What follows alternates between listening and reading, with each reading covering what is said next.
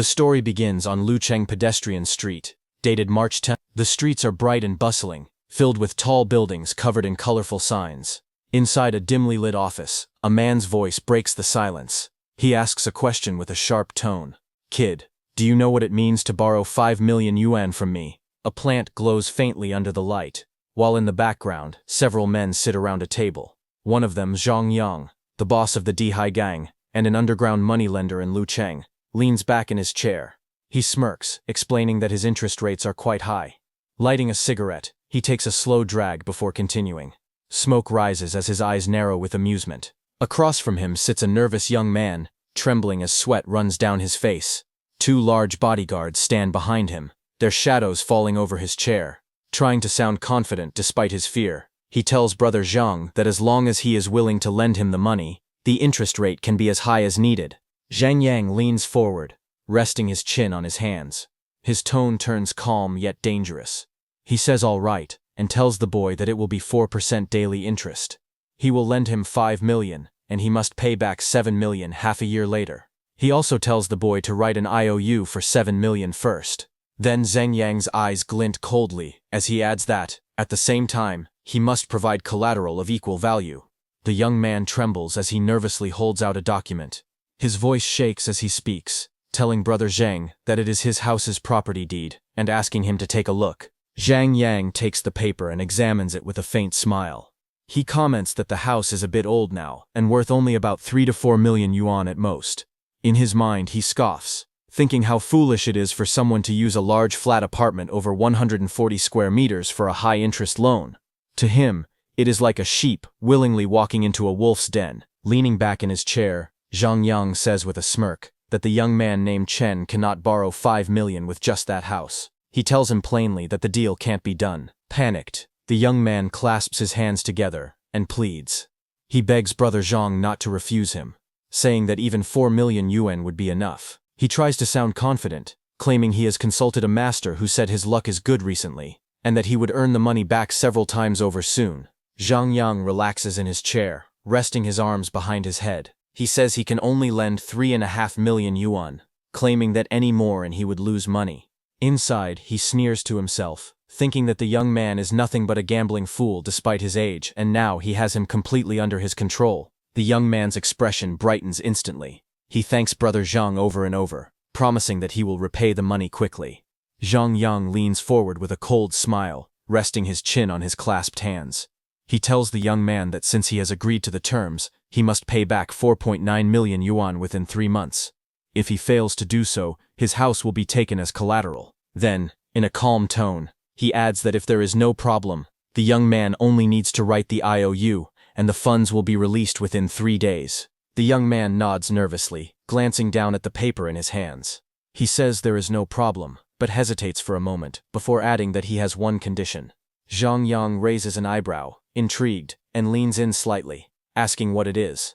10 minutes later, the deal is done. Outside the building, the young man steps out smiling, clutching his documents. One of Zhang Yang's men stands by the door, seeing him off with a polite tone, saying, "Thank you for your patronage, brother Chen. Take care." The young man looks at his phone and sees a message appear on the screen. His mobile account has received 3.5 million yuan. Relief and excitement flash in his eyes. After confirming the money, the young man smiles and calls Zhang Yang an idiot.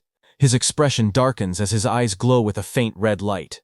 A cold smile creeps across his face.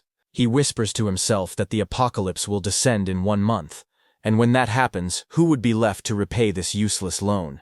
With the money now in his hands, he vows to prepare well this time. He does not intend to live the same miserable life he lived in his previous one. In his previous life, a catastrophic natural disaster had struck the blue star. It was a terrifying event that completely altered the planet's ecosystem. The sun unleashed a surge of violent solar radiation, and the Earth was engulfed in searing light. The global temperature soared to nearly 50 degrees Celsius, turning the world into a blazing inferno. Under the burning skies, humanity was plunged into chaos. A 30-day high-temperature apocalypse began. Cities melted, the ground cracked, and the once living world became a wasteland of fire. In the ruins, even the animals turned feral.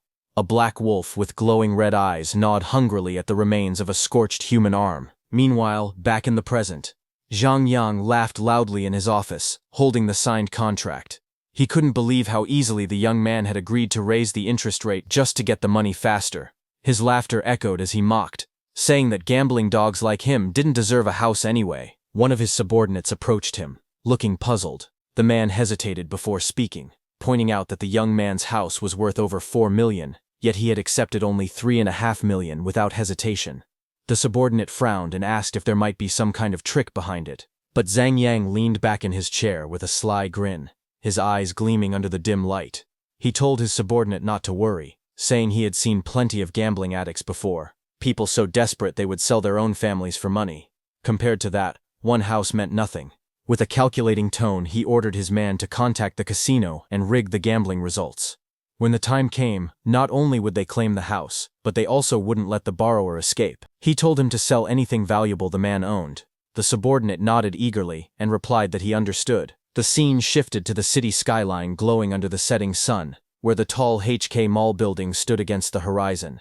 The young man walked alone down the street, the orange light reflecting off his hoodie. He glanced at his phone and smirked. He thought to himself that there were still many good people in the world. All it took was a small increase in interest rates for that fool to hand over the money immediately. He chuckled softly, wondering if the man truly believed he could outsmart him. Calling the loan shark an old fool, he reminded himself that he had borrowed high-interest loans from every lender in Lucheng within a single day. He scoffed at the thought, confident that a mere rate hike meant nothing to him. As his eyes glowed faintly red, his smirk deepened. He declared that once the money was in his hands, no one should dream of ever getting it back. Then his thoughts darkened, as memories of his previous life resurfaced. The earth drying up, vegetation dying, and living creatures mutating. Civilization had crumbled, and humanity descended into chaos. Resources became scarce, forcing people to abandon morality, doing whatever it took just to survive. As the world descended into chaos, possessing resources became equivalent to possessing supreme wealth. Resources had become so scarce that people resorted to ruthless and violent means just to secure a small amount of survival materials. Even former billionaires and once famous stars were reduced to beggars. They had to kneel and plead for something as small as a sausage or a single cup of water. Those who couldn't secure resources were left to wander the streets aimlessly, eventually meeting a miserable death in the wastelands of the fallen world. But now, everything was different. The young man had been reborn. He still had time before the disaster struck, enough time to prepare in advance, to seize what he needed before the world burned again. He lowered his hand, touching his face as a chilling smile formed. His eyes glimmered with cold determination, and faint sparks of red flickered around him. Moments later, while walking through the city, he heard laughter from a nearby cafe. He turned his head slightly, his sharp gaze shifting toward the sound. Inside a brightly lit dessert shop, two women chatted excitedly near the counter. Chen immediately remembered that this was the shop that carried the legendary Shugao assassin, a luxury ice cream said to be even more expensive than Haagen-Dazs, known as the noble among ice creams. Seeing this, the young man's gaze sharpened. His expression turned serious as he looked toward the counter, a flicker of recognition crossing his eyes. Memories from his past life surfaced.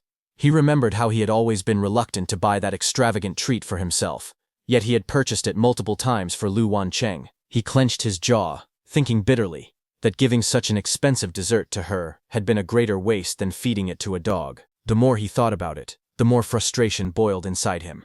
His heart ached with regret, and he suddenly burst out, declaring that he would enjoy it himself this time. Charging toward the counter with determined steps, he slammed his hand down and spoke loudly to the staff, his tone confident and unrestrained.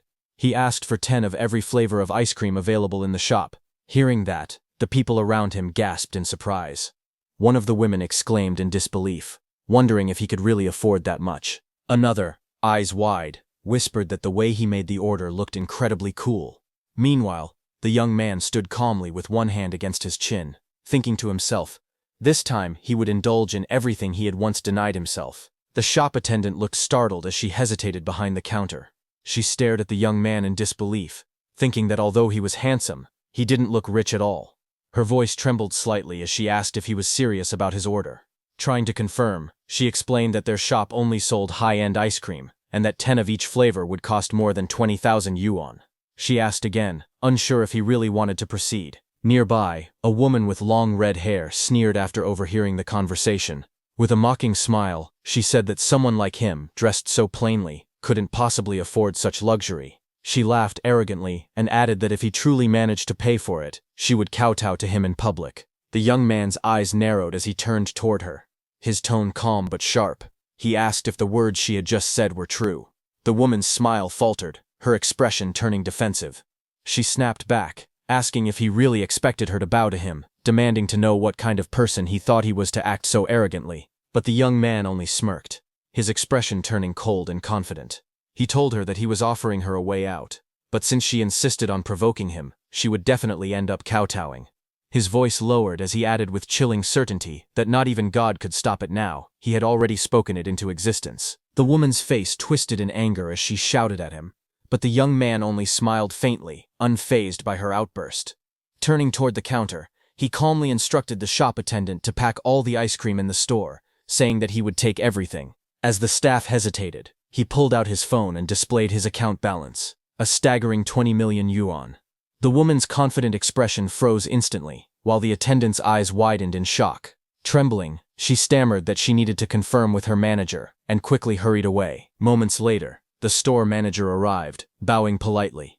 He introduced himself as Fei Qi and asked what Mr. Chen required. The young man looked relaxed, his tone composed as he told the manager to calculate the total price of all the ice cream in the store and added casually that they wouldn't need to open for business today. Hearing this, Manager Fei blinked in disbelief, but quickly nodded with a respectful smile. He told the young man to wait for a moment as he checked the inventory, secretly astonished.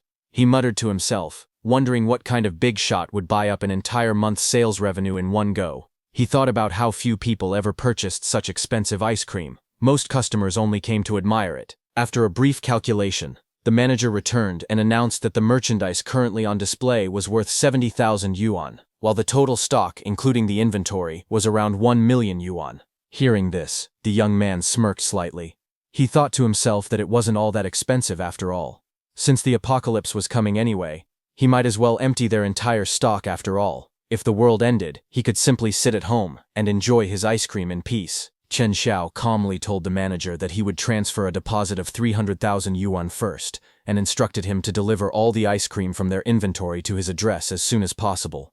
The manager's eyes widened in surprise but quickly turned into excitement. He eagerly nodded and assured Chen Xiao that everything would be handled right away, calling him Brother Chen, with sudden respect. With a slight smile, Chen Xiao turned toward the group of women standing nearby. His voice was calm but confident as he said they could choose any ice cream they liked from the store. Everything was on him. The women gasped in shock. One of them exclaimed happily that Chen Xiao was paying for it all, while another blurted out in disbelief at how rich he was. Their faces lit up with excitement as they admired him, whispering that he looked even more handsome now.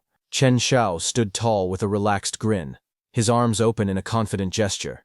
Then his expression shifted slightly as he turned his gaze toward the red-haired woman who had mocked him earlier.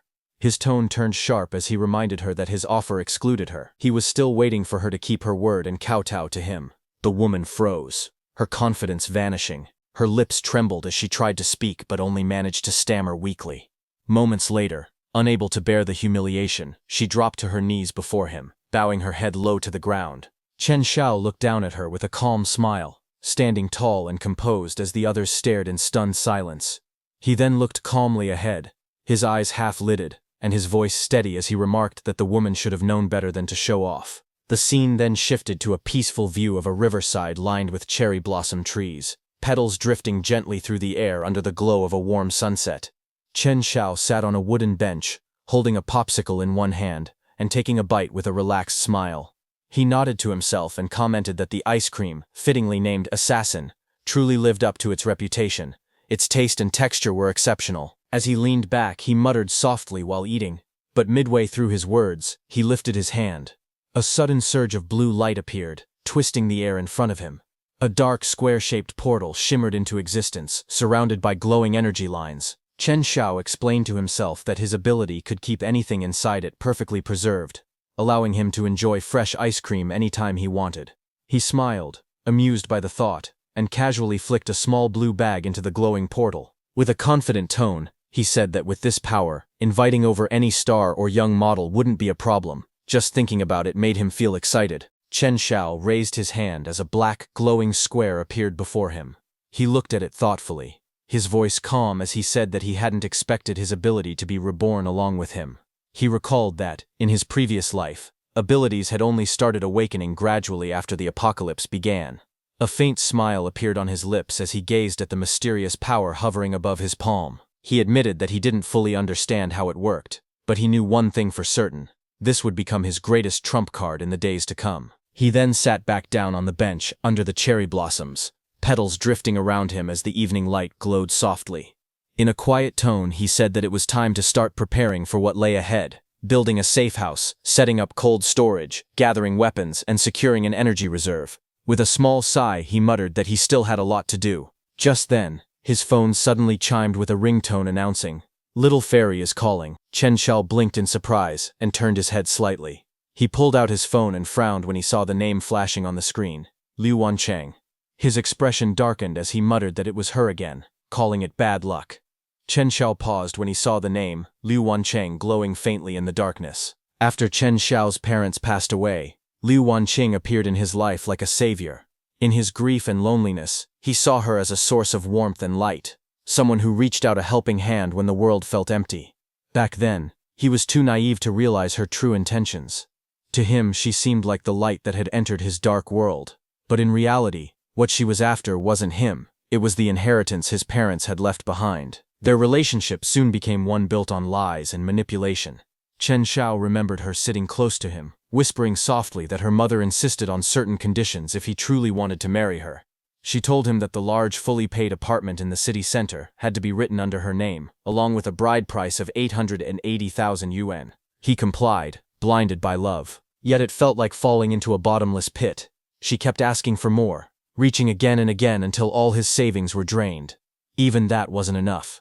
She began pushing him to sell his ancestral home, just so she could have another luxury apartment in the city. When he hesitated, her tone turned manipulative, saying it was for their future, that his old family house wasn't worth keeping anyway. Then Chen Xiao's memories darkened. He remembered being forced down, humiliated and helpless as greed consumed her. Later, she stood beside another man in a dark room, smiling coldly as she introduced Chen Xiao like an object. She told the man, whom she addressed as young master, that Chen Xiao was the one she had mentioned before, the one who perfectly met the man's special material requirements. At that moment, Chen Xiao finally understood. The woman he once thought of as his savior had sold him out for her own gain. Chen Xiao's eyes burned with fury as memories of his past life resurfaced. When the apocalypse descended, chaos consumed the world. He had risked everything, his safety, his future, to protect Liu Wanqing. But in the end, she betrayed him without hesitation. To cling to someone stronger, she had sold him off like livestock. He remembered the cold floor, the smell of blood, and the shadow looming over him. His body trembled as the figure above observed him with detached curiosity, muttering that there was nothing particularly special about him. Then the man wondered aloud if he needed to eat him to see any real result. Chen Xiao's fate back then had been cruel beyond words.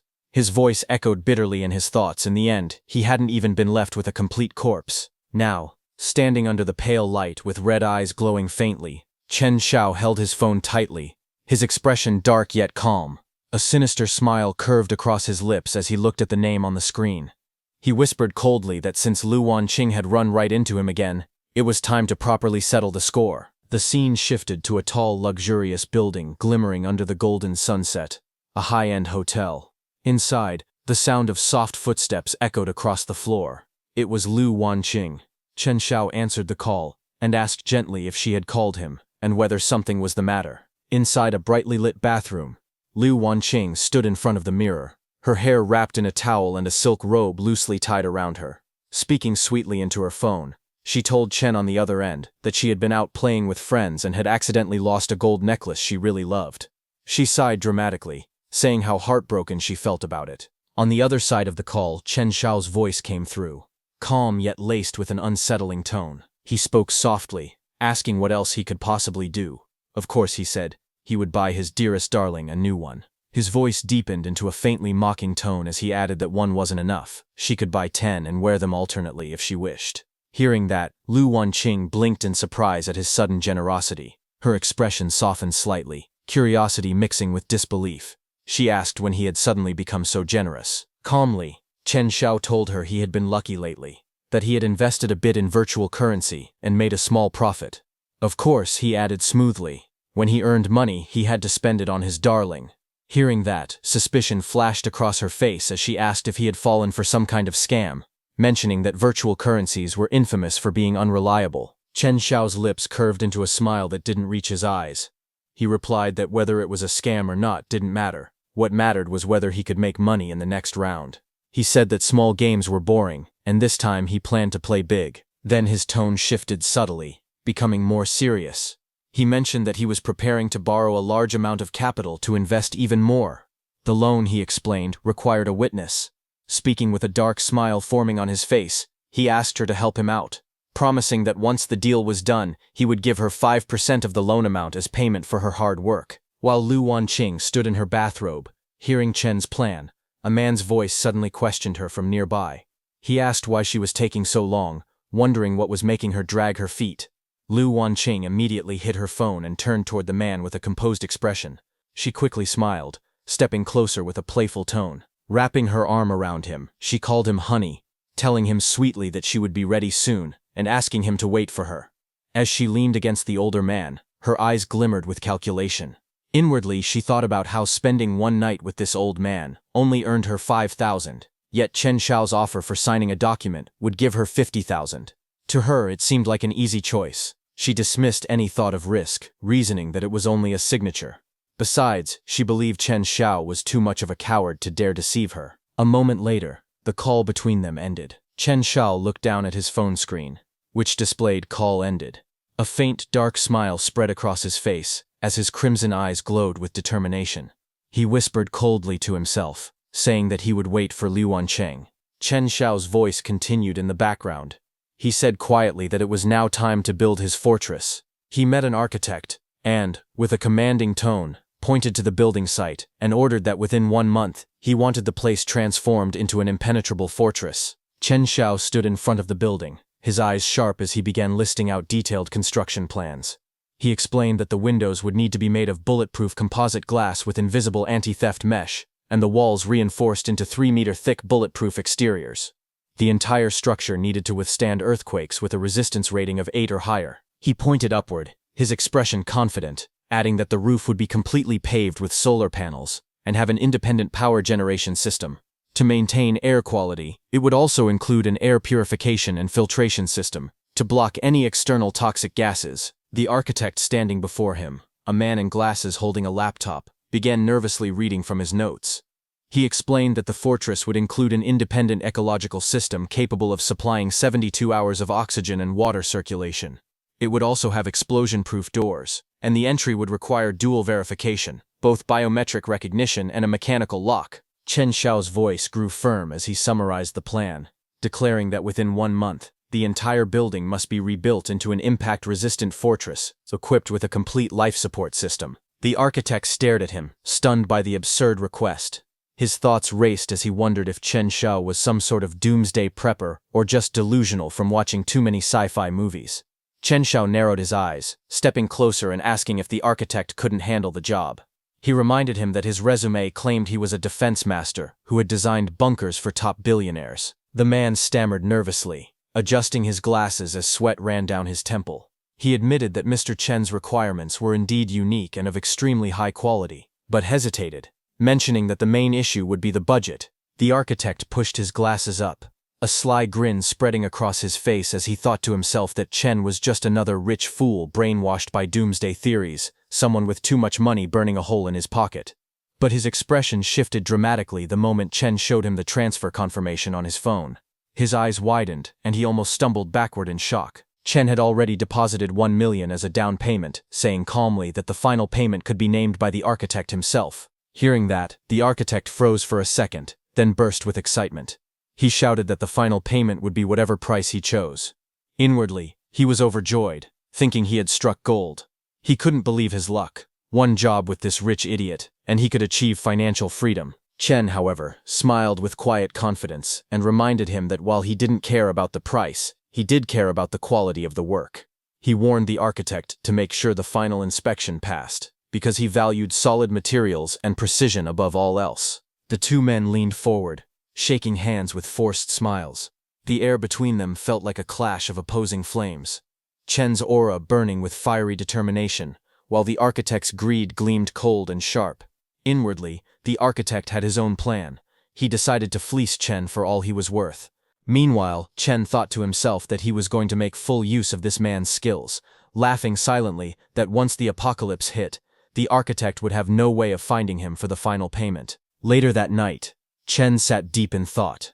He said that with the fortress plan secured, the next step was gathering supplies, medicine, food, and daily necessities.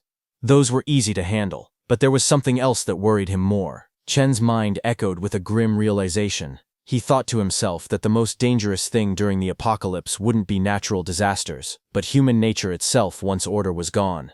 In his vision, chaos and violence flashed before him. A monstrous shadow loomed with glowing red eyes, representing humanity's cruelty when laws collapsed. He muttered that cold weapons could easily be bought from hardware stores, but firearms, the kind capable of delivering a fatal blow, were much harder to obtain. Later that day, Chen walked alone through the quiet city streets, checking his phone with a focused look. A message appeared from an unknown contact. It read, "First-hand source, secretive channels, not what you can't think of, but what you can't find. Honest transaction, safety first." He quickly typed a reply asking, "How to buy?" Moments later, another message appeared on his screen, saying they would send him the address via private message. 8 p.m. tonight, no waiting for latecomers. That night, Chen walked through the dimly lit streets toward the meeting place. The air was cold, and the road was empty except for the faint glow of streetlights.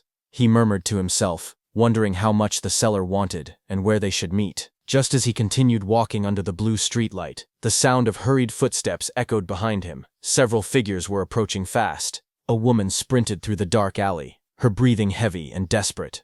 Behind her, several men were in pursuit, shouting angrily for her to stop. Their voices echoed through the narrow streets as they hurled insults, demanding that she halt and calling her names. The woman's eyes were filled with fear, but she kept running without looking back. Her long hair whipped behind her as the sound of footsteps grew louder, but before they could catch up, the woman suddenly collided with someone standing at the corner. It was Chen.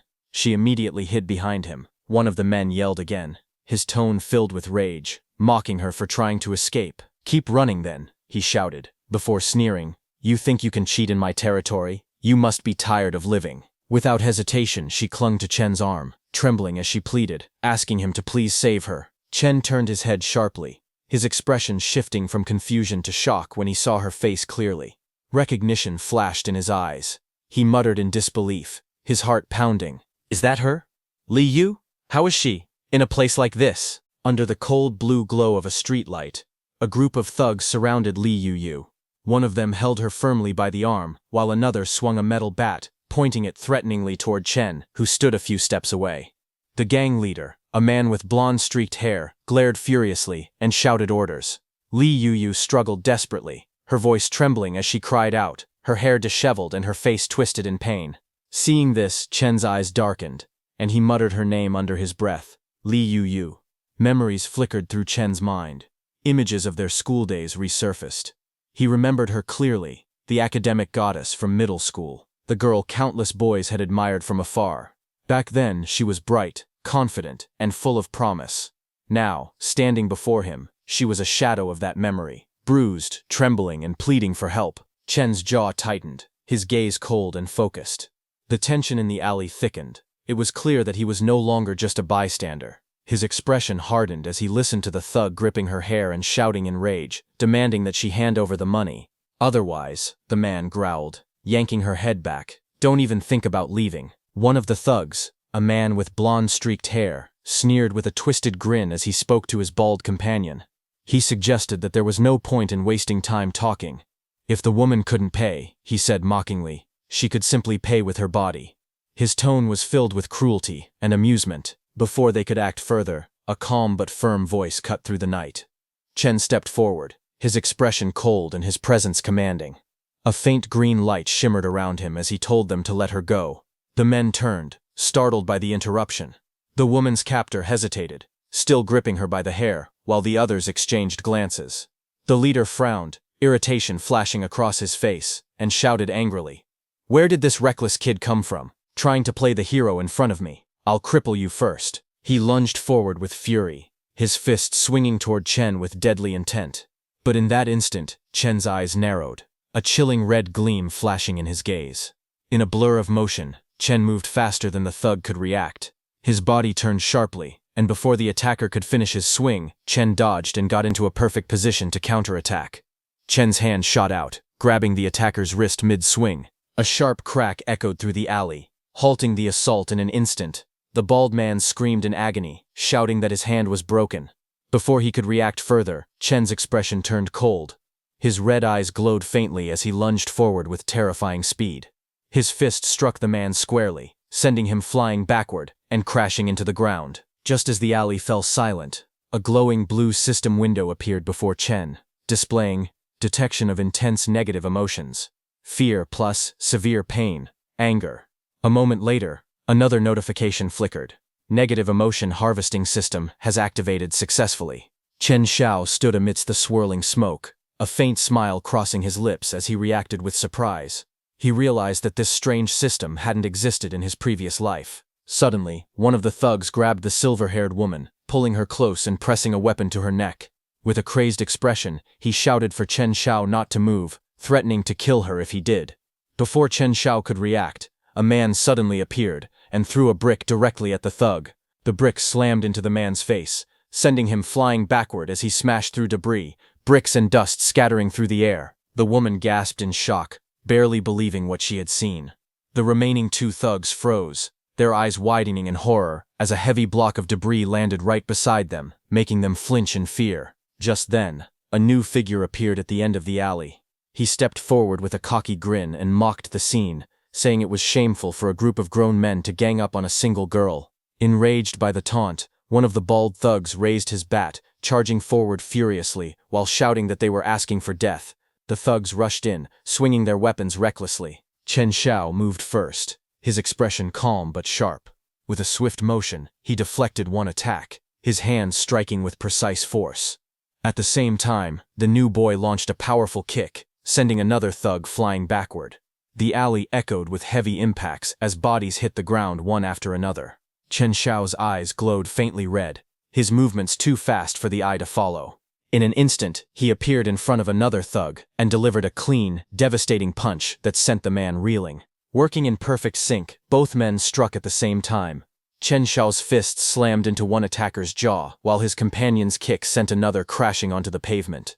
As the last remaining thug staggered, Chen Xiao clicked his tongue in mild annoyance before finishing him with a single decisive blow. The man collapsed to the ground, gasping in pain as Chen Xiao's foot pressed down on his chest, leaving the entire street silent. Chen Xiao and the new boy stood tall under the streetlights, their feet pressing down on the fallen thugs. The defeated men groaned in pain, unable to move. Chen Xiao's red eyes narrowed slightly as he muttered a single word, "Scram." Hearing that, the thugs panicked, scrambling to their feet and fleeing in terror. As they ran, a system notification appeared before Chen Xiao's eyes, stating that he had gained 1 fear, 1 panic, 1 severe pain, 1 despair, and 1 humiliation point. Another notification followed, informing Chen that his negative emotion value had exceeded 10 for the first time. Space expansion permission unlocked. A third notification appeared, urging Chen to work hard to harvest, grow bigger, and become stronger. As the men disappeared into the distance, Chen glanced at the fading system window and smirked faintly. Harvest negative emotions? Interesting, he murmured. Moments later, the purple-haired girl he had saved looked up at him, her voice trembling with relief. She thanked him, saying she hadn't expected to meet him there. Chen Xiao extended a hand toward her, his tone softening slightly, as he asked if she was hurt. He then handed his jacket to the girl, telling her to put it on. She looked at him, her expression gentle with gratitude, and thanked him sincerely. She explained that she had something urgent to do and needed to leave right away. Chen Xiao simply nodded and told her to be careful. After she left, the man in the colorful shirt grinned and stepped forward, teasingly calling Chen Xiao a hero for saving a beautiful woman. He introduced himself as Mu Chang and asked for Chen Xiao's name. Chen Xiao replied calmly, saying that he was the one who had arranged to meet Mu Chang. Hearing that, Mu Chang's eyes widened in surprise before he burst into laughter, calling it fate that they had run into each other. Then, striking a dramatic pose, Mu Chang shouted his code phrase, "Heavenly King covers Earth Tiger." Chen Xiao raised an eyebrow and looked at him with a straight face, replying, "You are 250. Mu Chang froze in confusion, completely dumbfounded. Just then, the system suddenly activated in Chen Xiao's mind. A glowing blue window appeared above Mu Chang's head, displaying detection of intense negative emotions. Dumbfounded, +1. Bewilderment, +1. Embarrassment, +1. Chen Xiao was shocked to see this and stared at Mu Chang in awkward silence, the atmosphere turning strangely comical. Chen Xiao raised his hand playfully and shouted with a grin, jokingly saying, "Pagoda suppresses river demon." He told Mu Chang not to mind it, saying he was just making a little joke to lighten the mood. Hearing that, Mu Chang's face twisted in disbelief, his tone filled with both frustration and amusement as he shouted back, "Damn it, brother, that joke of yours, you're ruthless, follow me." The scene then shifted to a quiet night outside a 2-story house, its windows glowing warmly under the streetlight. Inside, Mu Chang handed Chen Xiao a wooden box. Inside were a pistol, several bullets, and a magazine neatly arranged. Mu Chang explained that it was a sturdy Russian-made gun, durable and reliable, but warned that there weren't many bullets, so he should use them sparingly. Chen Xiao inspected the weapon calmly, while Mu Chang continued with a grin, saying that since Chen Xiao's skills were impressive, and he seemed like an interesting guy, he would offer it at a friendship price, considering it as making a new friend. Chen Xiao smiled faintly and replied, "Not bad, thanks." As Mu Chang watched closely, he noted how skillfully Chen Xiao handled the gun, his movements smooth and precise. His sharp eyes narrowed as he muttered to himself that the man was clearly an expert. Since everything checked out, there was no problem. Then Chen Xiao turned slightly, his tone casual yet teasing. He asked Mu Chang with a smirk whether the gun came with a free suppressor, if there was a warranty card, and whether he could maybe throw in another box of bullets. Hearing that, Mu Chang's eyes widened in shock, completely caught off guard by the unexpected remark. Mu Chang's expression froze in disbelief. He shouted inwardly that it was already a friendship price and demanded to know if Chen Xiao even understood what that meant. Frustrated, he clenched his fists and gritted his teeth, thinking that people were paying double the price for this gun on the black market, yet this guy still wanted a warranty and free extras. His anger spiked as he glared at Chen Xiao, his thoughts screaming that it felt like Chen was treating the deal as if he were buying home appliances. He almost wanted to yell for Chen Xiao to just rob him instead. At that moment, the system activated again in Chen Xiao's mind. Detection of intense negative emotions, shock +1, heartache +1, speechless +1. Seeing this, Chen Xiao simply smiled and waved his hand casually. He told Mu Chang that if it wasn't possible, then never mind. He was only asking. He said he would stick to the original price and transferred the money immediately. Mu Chang stood there, speechless, as Chen Xiao calmly finalized the transaction. Now Chen's supplies and the gun were secured. It was time to get revenge. Outside, the scene shifted to a brightly lit building beneath the night sky, the moon glowing overhead. Inside, under a dazzling chandelier, a woman in a red dress stood silently by the window. Her long blonde hair flowed down her back as city lights reflected through the glass behind her. She was Liu Wanqing. Wearing the red dress, she complained softly, asking why Chen had taken so long to arrive. She said her legs were tired from standing, and nervously asked whether the thing he had mentioned earlier truly involved no risk. Chen smiled and pulled her close, his tone smooth and reassuring. He told her it was just a formality, and that he adored her too much to ever deceive her. Hearing this, Liu Wanqing leaned back with a cigarette between her fingers, her expression turning sly. She thought to herself that Chen was just a gullible fool who had nearly sold his blood once just to buy her a handbag. She smirked, convinced that he was too infatuated to ever betray her. Then they went inside. In the room, Zhang Yang sat across from her, flanked by 2 bodyguards. He praised her confidence and said with a grin that her signature was beautiful. Liu Wanqing smiled faintly, unaware of the trap she had just walked into.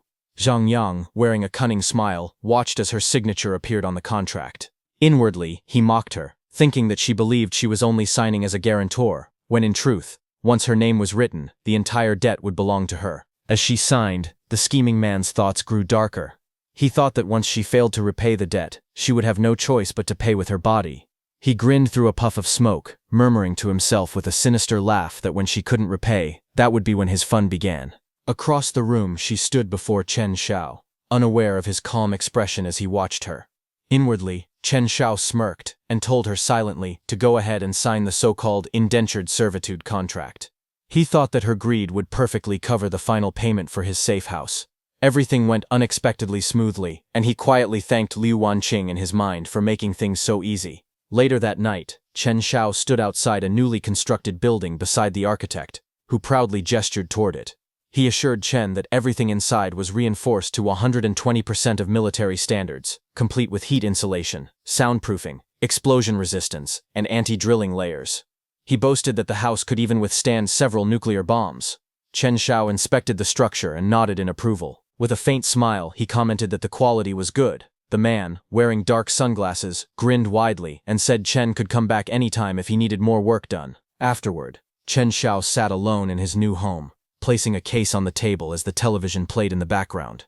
The news anchor's voice filled the room, reporting that due to unprecedented, super-strong solar flare activity, the world was about to experience continuous extreme high-temperature weather on a global scale. The broadcast continued, warning that temperatures across many regions would soon break all historical records, urging every citizen to prepare for protection. As the reporter's voice echoed faintly in the background, Chen Xiao wrapped a cloth around the barrel of his gun, his grip tightening. He lifted the weapon and pressed it against his temple with a faint smile, whispering a single word, "Finally." His crimson eyes sharpened with determination. The reflection of burning light danced within them as he turned toward the massive window, his expression calm and resolute. The golden-orange light from outside cast a fiery glow across his face as he muttered quietly, "It's here." Outside, the sky was engulfed in a blinding inferno.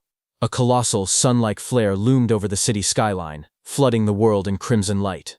Chen Xiao stood before it in silence, gun in hand, watching as the fiery apocalypse began to descend upon the world. Just then, a news anchor appeared on the screen, reporting that a super-strong solar flare outbreak was causing severe disturbances in Earth's ionosphere. She explained that extremely high temperatures were appearing across many parts of the world, with daytime highs expected to reach 45 degrees Celsius.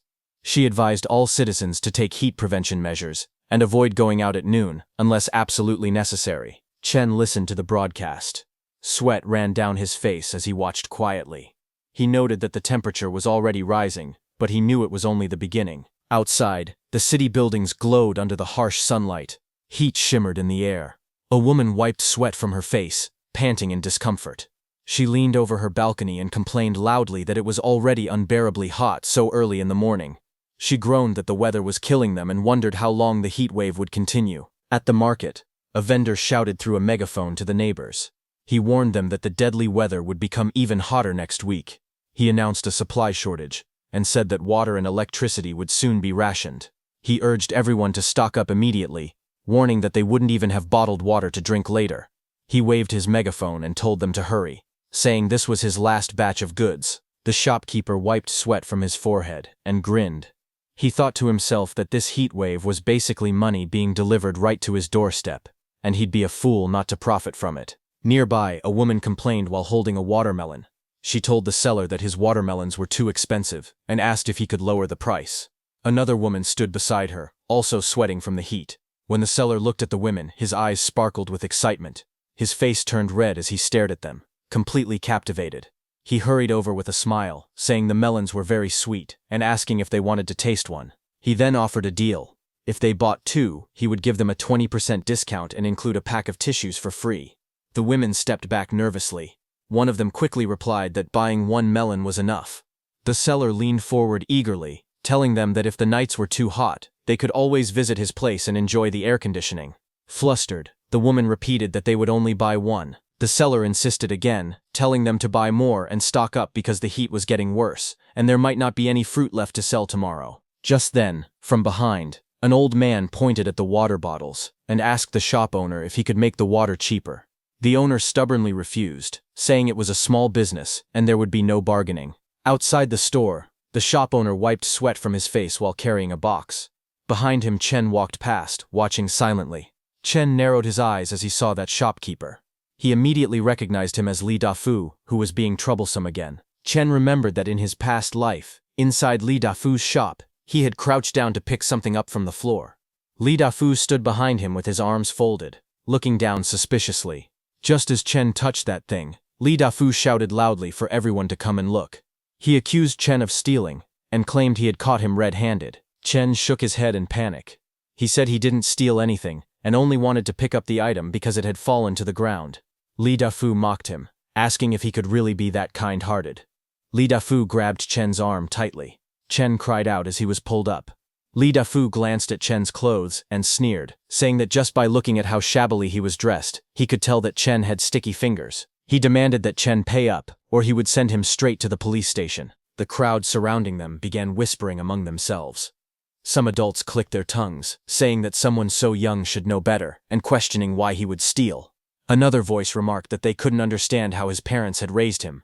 Someone else pointed out that his silence meant he must be admitting the crime. Chen lowered his head, sweat running down his cheek as he trembled. In a small voice, he insisted that he hadn't stolen anything. Back in the present, remembering all that, Chen pushed through the crowd with a calm expression. He walked forward slowly. Suddenly, something caught Chen's attention, and he looked to his side. Inside the store, a display of Ace potato chips stood with a sign that read, "Store Manager's Recommendation, 50 yuan per pack." Li Dafu, who was running the shop, stood nearby, looking annoyed as he overheard complaints. Chen questioned him, asking if the chips were made of gold or if they could somehow prevent heat stroke, wondering why they were priced so high.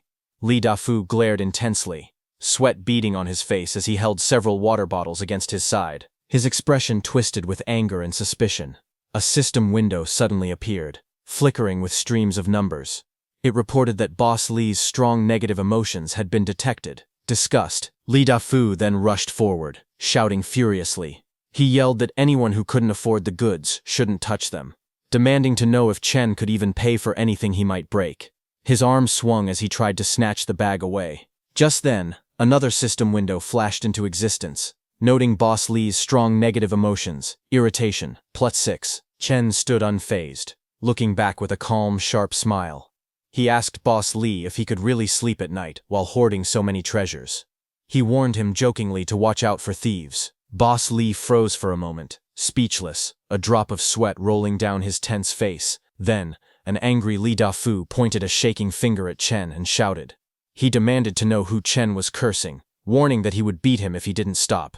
He called him a coward and asked if the heat had made him lose his mind. As Li Dafu raged, Chen lifted his hand calmly. He told Boss Li to calm down and then asked if he had been experiencing insomnia, strange dreams, soreness in his lower back and knees, night sweats, and fatigue recently. Hearing this, Boss Li hesitated. He admitted that he had experienced those symptoms a bit. Boss Li then wondered aloud if his warehouse really had feng shui problems. Hearing that, Chen clicked his tongue and stepped closer with a serious look. He pointed at Boss Li's forehead and said that it was dark. He grabbed Boss Li's face from the side and added that his eyes were unfocused. Chen spun Boss Li in panic as both comments hit him at once. Chen then stood confidently, tapping his chin with a knowing smile. He declared that this was a classic case of deficiency. Hearing that, Boss Li exploded in anger, pointing his finger while shouting that Chen was the deficient one, and that his whole family was deficient. He ordered him to get lost. Chen stayed calm. He reached out and took a lollipop from a rack, speaking evenly as he advised Boss Li to take care of his health. He said that anger harmed the body, especially with Boss Li's condition, and warned that if he didn't pay attention, it could shorten his life. As Chen walked past, he tossed a coin and placed the lollipop into his mouth. Behind him, Boss Li stumbled in shock. The coin Chen had tossed earlier fell to the floor with a sharp clink against the tiles. A red system window suddenly appeared, saying that Boss Li's strong negative emotions had been detected, anger rising sharply. Later that night, a black cat walked past the brightly lit storefront of the convenience store. As it passed, bringing bad luck with it, Chen approached. He stood outside the convenience store under the cold night sky. A heavy thought echoed inside his mind. In his past life, he had swallowed his anger and let people walk all over him. But now, in this life, he vowed to take everything back with interest. He lowered himself slightly, remembering what the system had said. A spark lit in his eyes. He recalled that the system mentioned he could expand the space, and Li Dafu's contributed emotions were perfect for it. A system window appeared before him, displaying that 20 negative emotions had been consumed. Another window followed, announcing that the storage space expansion was complete. Chen then raised his hand, and a swirling black void opened in his palm with a sharp whoosh. Purple and red energy spiraled around his arm as he controlled the strange vortex. A confident smile slowly formed on his face. Then morning arrived peacefully. Birds perched among the green leaves, chirping lightly as they greeted the new day. Li Dafu strolled toward his shop happily, singing a song. Suddenly he froze in shock.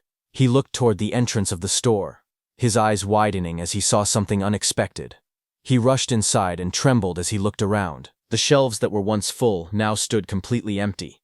Every row, every section bare. Boss Li's face darkened in horror as he screamed, "Where are my goods?" Boss Li grabbed his head in frustration. He shouted loudly, demanding to know who had done this and who was responsible for the mess. On the other hand, a computer screen displayed a security feed of him screaming inside the store.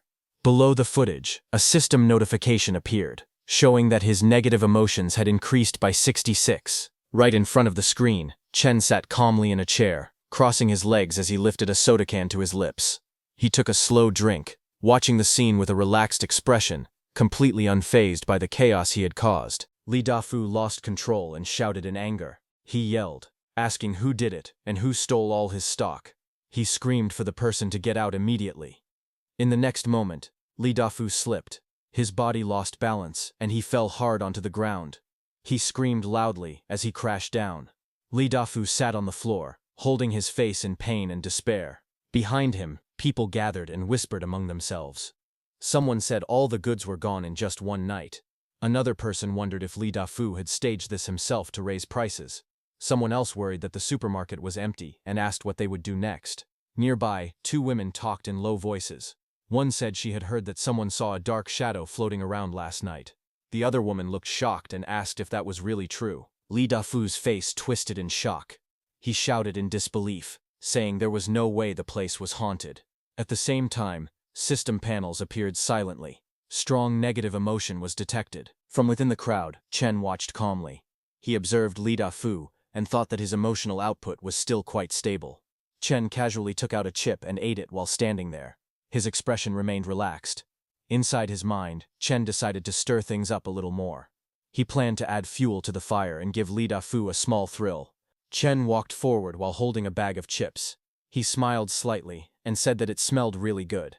Li Dafu, who was still kneeling on the ground, suddenly noticed him. His eyes locked onto the bag in Chen's hand, and he stared at it without blinking. He remembered that this packaging was his stock. He also remembered that yesterday, Chen was the one who asked if his chips were made of gold, or if they could prevent heat stroke to be sold at such a high price. He also warned that hoarding so many treasures might make it hard to sleep at night, and that he should watch out for thieves. Li Dafu suddenly lunged forward and grabbed Chen by the collar. His face twisted with anger as he shouted, demanding to know where Chen got those chips. He accused Chen of stealing his goods, and still acting arrogant. Chen did not panic. He calmly looked at Li Dafu and told him that getting physical was no fun. He asked Li Dafu if he had any evidence. Chen continued in a steady tone. He said that making accusations without proof meant Li Dafu would have to take responsibility. Then Chen glanced around the supermarket and spoke again. He said the place was really clean, not even a single chip left behind. With a faint smile, he suggested giving Li Dafu the remaining half bag of chips. Li Dafu shouted angrily at Chen. He accused him of cursing him yesterday. He said that now all the goods were gone, yet Chen was still eating chips there. He yelled that if Chen did not steal them, then who did? In his heart, Li Dafu thought that even if Chen was not the thief, he could still squeeze something out of him to cover his losses. At that moment, a red system panel appeared. Strong negative emotion was detected. Li Dafu's anger surged sharply. Chen remained calm. He asked everyone to judge for themselves. He said that Boss Li lost his own stock and now wanted to blame him for it. People in the crowd began to talk. Someone said that other places sold these chips too. Another person pointed out that Li Dafu complained yesterday that the chips were expensive, and today the supermarket was completely empty. It felt too coincidental. Li Dafu stared at Chen in disbelief. Inside his mind, he wondered how this weak-looking kid had suddenly become so tough. Chen looked straight at Li Dafu and spoke calmly. He said that if Boss Li did not believe him, he could search his house. Chen promised that if any items from the supermarket were found there, he would pay 10 times the value. But if nothing was found, then the backup generator at Boss Li's back door would belong to him. Li Dafu sneered and agreed loudly. He told Chen to let them search and said they would see how long Chen could keep pretending. The two stared at each other closely, neither backing down. Li Dafu then shouted to the crowd. He said it would be better if they found the stolen goods. If not, he mocked Chen and said that wanting the generator was nothing but a dream. The crowd stood behind them, watching the confrontation in tense silence as the situation reached a breaking point. After that, the group entered Chen Xiao's house, and everyone froze in place. Someone exclaimed in shock that Chen Xiao's house was extremely luxurious. Another person muttered that he really had been hiding his true strength. In their minds, they all wondered when this kid had become so rich. Lai Dafu looked up and raised his hands toward the crystal chandelier on the ceiling. His eyes widened in disbelief. He moved around the room and stopped in front of the wardrobe. When he saw the expensive clothes hanging neatly inside, his mouth fell open. Then the refrigerator door was opened. Inside were neatly arranged drinks, jars of food, cakes, and fresh meat. Everything looked carefully stored and untouched. Next to it, a safe was revealed. When it was opened, stacks of gold bars were seen inside, shining brightly. Lai Dafu leaned closer and peeked inside, his face turning pale. Cold sweat rolled down his face as shock completely took over. Chen Xiao stood calmly with his arms crossed and looked at Boss Li. With a faint smile, he asked if Boss Li had searched enough, and whether he wanted to pry open the floorboards as well. Boss Li's face stiffened. Cold sweat poured down as panic took over. He stammered that there was no need, and said he would go ask other places instead. As he spoke, he turned around and hurried toward the exit, looking completely flustered. Just as Boss Li tried to escape, Chen Xiao suddenly spoke up and told him not to go yet. He reminded Boss Li about the generator they had agreed on. Chen Xiao reached out and grabbed Boss Li by the collar, stopping him in his tracks. Boss Li froze on the spot, his face pale, and his body stiff, unable to move. Everyone present had clearly heard the agreement. Chen Xiao looked at Boss Li and calmly asked if he was really planning to go back on his word. Boss Li immediately pretended to be confused. He laughed awkwardly and said he had no idea what generator Chen Xiao was talking about. He told Chen Xiao to calm down and claimed there was no need to make things so ugly. Chen Xiao did not smile. He coldly reminded Boss Li that when Boss Li framed him before, he never once talked about stepping back or calming down. The people around them watched in silence. Someone muttered that they could not understand how a person like this could refuse to keep his word. Another voice followed, saying that Boss Li had no integrity at all, and that it was only right for someone like him to be taken advantage of. Boss Li stood there stiffly, his face twisted, completely exposed in front of everyone. Boss Li finally lost his temper. He shouted at Chen Xiao, saying that he had already shown him respect, but Chen Xiao still refused to back down. Before Boss Li could react, Chen Xiao moved. He grabbed Boss Li's hand and twisted it hard. A sharp cracking sound rang out as pain shot through Boss Li's arm. Boss Li screamed loudly, clutching his hand in agony. His face twisted in pain as his body bent forward, unable to resist. He shouted, saying he would move the generator right away. Chen Xiao looked at him coldly and told him to hurry. He warned that once the temperature rose later, it would be impossible to go outside. He calmly reminded Boss Li that power would be rationed in a few days, and without a generator, Li Dafu would have no way to cope. A system notification appeared at once. Strong negative emotions were detected. Humiliation surged, pain increased sharply, and fear spiked even higher. Chen Xiao turned away calmly, standing straight as if nothing had happened. The room fell silent, and no one dared to speak. Just then, a phone suddenly rang on the table. The caller name on the screen was Lu Wanqing. As soon as the call connected, Lu Wanqing spoke anxiously. She told Chen Xiao that for the past 2 days, a few people had been following her. From their behavior, they looked like debt collectors. Chen Xiao frowned slightly as he listened. Lu Wanqing sounded upset and confused. She asked him if he had not said that she was only signing papers. She did not understand why those people were now stalking her. Chen Xiao stood quietly beside the table, looking down at the phone screen. His expression turned serious as he listened to her words, already sensing that trouble was approaching. Lu Wanqing raised her voice angrily. She demanded that Chen Xiao tell her the truth. She asked why the people from the Dahai gang were looking for her, and whether he had lied to her. Chen Xiao looked at his phone and replied softly. He asked why she never trusted him. He said he had already paid so much for her sake. He continued walking slowly while speaking. He told her that he had poured his heart out to her and would never lie. Hearing her accuse him made him feel very sad. As the call continued, Chen Xiao's expression turned cold. In his mind, he thought that the group from the Dahai gang was even more impatient than he had expected. Chen Xiao spoke into the phone while standing in front of the refrigerator. He calmly asked whether the people from the Dahai gang knew where Lu Wanqing lived yet and what they had said to her. Lu Wanqing answered quickly. She said they did not know her address. She explained that she took small roads and managed to shake them off. Her tone turned sharp. She demanded to know what was really going on and warned Chen Xiao not to play tricks on her. Chen Xiao leaned against the wall, listening quietly. After a short pause, he spoke again in a steady voice. He told her not to overthink it, and suggested that she might have mistaken someone else for them. He then sat quietly at the table. In front of him was a plate of food, with his phone lying on the surface. On the phone screen, Lu Wanqing suddenly froze. Her eyes widened as she noticed the food on the table. She asked Chen how he could still have things like that. Chen Xiao calmly lifted a can of soda and took a sip. He replied casually that it was not just those things. He said he still had plenty in stock. On the phone screen, Lu Wanqing looked at him in surprise and asked if he really had a lot. As she lay on the sofa holding her phone, her thoughts raced. The heatwave had lasted for many days. Supplies were now only available to the rich. She could not understand where he got so much food from. A thought crossed her mind. Maybe he had really become rich. Chen Xiao spoke casually while drinking. He said that food like this tasted best when the weather was hot. He picked up his fork and took a piece of salmon. He ate it calmly, without any hurry. On the other side of the call, Lu Wanqing stared at the screen in shock. Her eyes widened as she recognized the food. She could hardly believe it was salmon.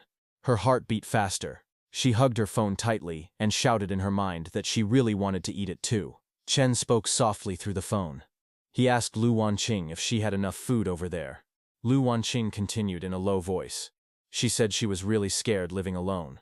She felt like those people were still nearby and could show up at any time. So she asked Chen if she could stay at his place for a few days. She lay on the sofa, holding her phone close. Her voice softened as she added that she could keep him company. Chen Xiao picked up another piece of salmon. Inside his mind, he mocked quietly, thinking that Lu Wanqing had fallen for it too easily. He spoke into the phone in a calm tone. He said the weather would only get hotter later, and it would be inconvenient for her to go outside. He then reminded her of what she used to say before. He said she always told him that a girl should not casually give her address to others, acting mysterious and never letting him visit. After that, Chen Xiao spoke again. He told her to send him the address, and he would pick her up later tonight when it cooled down. On the other side, Lu Wanqing smiled. She said that was all in the past. The situation was special now, and since he was her boyfriend, he should protect her. She added that if he did not protect her, then who would? As she spoke, she sent him her address and leaned back on the sofa, holding her phone with a relaxed expression. Chen Xiao looked at his phone and spoke calmly. He told her to wait obediently at home and make sure not to run around. On the other side, Lu Wanqing lay on the sofa with her legs raised, holding her phone. In her heart she thought that a simp was still a simp, easily moved by a little sweetness. Chen Xiao lowered his gaze. Inside his mind, dark thoughts surfaced. He thought about how she used to act proud and distant, never even letting him enter her community. Now she had willingly sent her apartment number, just for a bite of food. Just as he was thinking, someone suddenly knocked at his door. Outside, a woman stood with a child beside her. She raised her hand and called out, asking Chen Xiao to open the door. Chen Xiao walked toward the entrance and stopped in front of it. He opened the door slightly and looked outside. With a calm smile, he asked Auntie Wang if something was wrong. Auntie Wang smiled as she spoke. She said Chen Xiao's place felt cool. Her air conditioner was broken, and the child could not endure the heat. She said they were all neighbors and should help each other, asking to come inside and stay for a while. Chen Xiao looked at her quietly. He then spoke coldly. He reminded her of the past. He said that when he was little, he and his mother picked up plastic bottles downstairs. Back then, Auntie Wang pointed at them, called them poor beggars, and even told security to chase them away. He asked her if she remembered him now. Auntie Wang's face changed. She suddenly shouted angrily and lashed out. She pointed at Chen Xiao and shouted that it was all from many years ago, her voice sharp and impatient. She accused Chen Xiao of holding a grudge and yelled that he had no human touch at all. Chen Xiao responded calmly, almost casually. He said that was fine. He said he might not have any human touch, but he did have air conditioning. Auntie Wang turned away in rage. Her anger burst out completely. She suddenly cursed him loudly. She shouted that he was heartless, and said he deserved it when his parents died early. As she slammed her hand against the door, a system notification appeared. Strong negative emotion detected. Anger increased sharply. After that, Chen turned away from the door and walked back into the room. On the table, his phone lay beside a SIM card. Chen Xiao picked it up and inserted the new SIM into the phone, holding it in one hand. He called the Dahai gang leader. Chen Xiao held the phone to his ear and spoke in a low voice. He said that he knew Liu Wanqing's address. He told the Dahai gang that he had already sent it over and that she lived alone, making her very easy to find. After the call ended, Chen Xiao stood quietly on the balcony. Sunlight fell across the room behind him. He looked down and softly spoke her name, Liu Wanqing, thinking that the show had begun. Liu Wanqing stood in front of the mirror and looked at herself. A satisfied smile appeared on her face.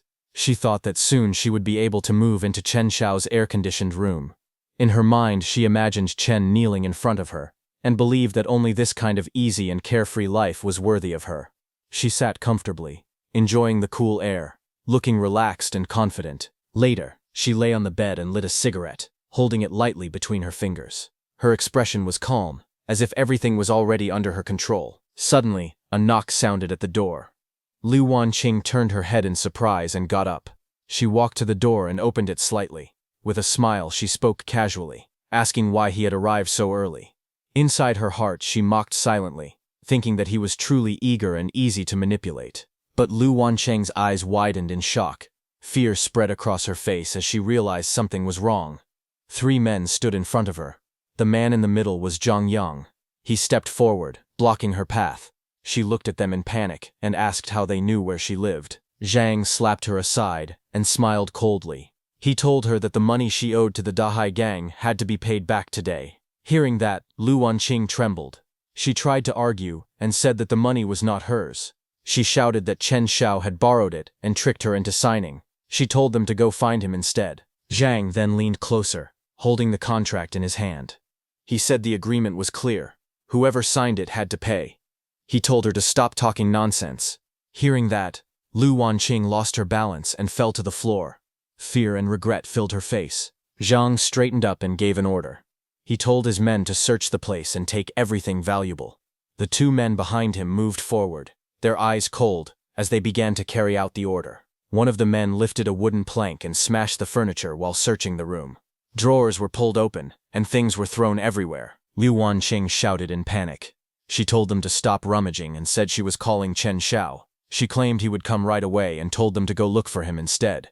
The men ignored her. They opened her bags and poured everything out. Jewelry scattered across the table, but Zhang only glanced at it with disappointment. He said these things were just scraps and not even enough to cover the interest. Liu Wanqing stood frozen, her face pale with fear. She realized there was nothing valuable enough to satisfy them. The man sat down lazily on the sofa and picked up one of the bags. He said they had come all this way in the hot weather and could not leave empty-handed. He lifted the bag and looked at it coldly, repeating that these scraps were still not enough. Liu Wanqing's legs weakened. She backed away and shouted desperately, telling them not to come closer. She cried that the money was with Chen Xiao and begged them to go find him instead. Zhang closed in on her. Her voice trembled as fear completely took over. Zhang's eyes narrowed as he looked down at Liu Wanqing. A cold smile slowly formed on his face. Liu Wanqing clenched her fists and spoke in a hurry. She said that Chen Xiao had many supplies and would be coming to pick her up soon. She told them to wait for him and ask him for the money instead. She quickly took out her phone and tried to call Chen Xiao. The call did not go through. A cold voice from the phone said that the number she had dialed was currently unavailable. Liu Wanqing froze. She stared at the screen in disbelief and tried again. The same message played once more. Her hands began to shake. Sweat ran down her face as fear filled her eyes. She looked up and said weakly that no one was answering. The room grew silent. Zhang, standing in front of her, did not move. Their shadows slowly closed in as her last hope faded away. Liu Wanqing stared in disbelief. Her eyes trembled as she wondered how this could be happening. She hurriedly tried to calm everyone. She said Chen Xiao must be busy, and did not hear the phone ring. She forced a nervous smile and said she would call him again right away. But before she could react, Zhang suddenly lashed out. He threw her phone and cursed her harshly, calling her stupid. He said Chen Xiao had already sold her out. He shouted that Chen Xiao never planned to repay the money from the start, and had only tricked her into signing. Hearing this, Liu Wanqing froze. Her face turned pale as she muttered in shock, unable to understand what she was hearing. Zhang grabbed her hair roughly and pulled her toward him. She screamed and told him to let go. Tears filled her eyes as she struggled. She shouted that they should go find Chen Xiao instead.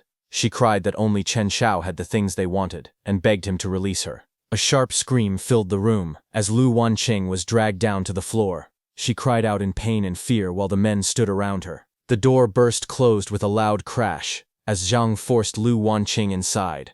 At the same moment, her phone slipped from her hand and fell to the ground. The screen shattered as it hit the floor. Broken sounds echoed while her cries continued. Her screams filled the air. She tried to speak, but only broken words came out. Fear overwhelmed her, as her screams grew louder. Elsewhere, Chen Xiao sat calmly in a quiet room. He leaned back in his chair, holding a glass of red wine.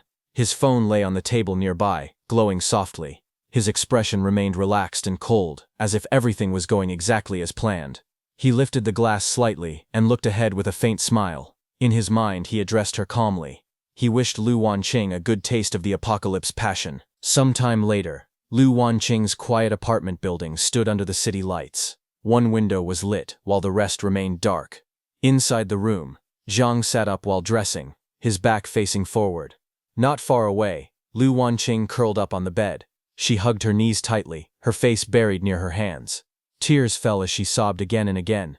Zhang then grabbed a cup from the table. The cup hit the surface with a hard sound. Zhang stepped closer and grabbed Lu Wanqing by the chin, forcing her to look up. He asked what good things were at Chen Xiao's place and told her to say it again. With tears streaming down her face and fear in her eyes, Lu Wanqing answered in a broken voice. She said there was air conditioning, cold drinks, and lots of food. She weakly whispered that his home had everything. Hearing that, Zhang's eyes narrowed as he looked down at her. Lu Wanqing told him to go find Chen Xiao, saying that he was the person they should be looking for. Tears streamed down her face as she cried and said that she really had nothing left. After getting all the information, Zhang threw Lu Wanqing onto the bed, her body curling up from the impact. He stood upright, thinking that if there was air conditioning and supplies, then he had caught a big fish this time. He smiled and turned to his men, telling them it was time to go. They left, slamming Lu Wanqing's door shut and leaving broken glass scattered on the floor. Lu Wanqing sat alone on the bed, covering her mouth as tears fell. She said that Chen Xiao had tricked her. Her eyes were filled with hatred as she shouted that he would die a horrible death. The street was quiet at night, with tall apartment buildings on both sides. Dim lights glowed from the windows as several figures walked down the empty road. A pair of polished shoes stepped forward, their footsteps echoing sharply against the ground. Ahead, a group moved through the darkness. One man led the way and spoke confidently. It was none other than Zhang Yang, and the one showing them the way was the woman who had tried to enter Chen's house but was denied. She pointed ahead and said this was the place. Chen Xiao lived right here. She claimed that Chen Xiao's home had the air conditioning running all day and night, with plenty of food and drinks. Then her tone turned bitter as she complained that Chen Xiao was extremely stingy and would not even share a sip of water. Hearing that, Zhang sneered and told the woman leading them that she had done well. He promised that once they got the supplies, she would receive plenty of benefits. Hearing that, she leaned forward with a flattering smile and thanked Brother Zhang, praising him as generous and saying it was no wonder he could become a big boss. In her mind, she imagined that when she went to Chen's house with Boss Zhang, Chen would immediately drop to his knees and beg desperately. Chen would cry that he was wrong and plead for his life. And to save himself, Chen would say that from now on his home would belong to them and he would live wherever they wanted. That woman smiled coldly and muttered that this time she would see just how arrogant Chen Xiao could still be.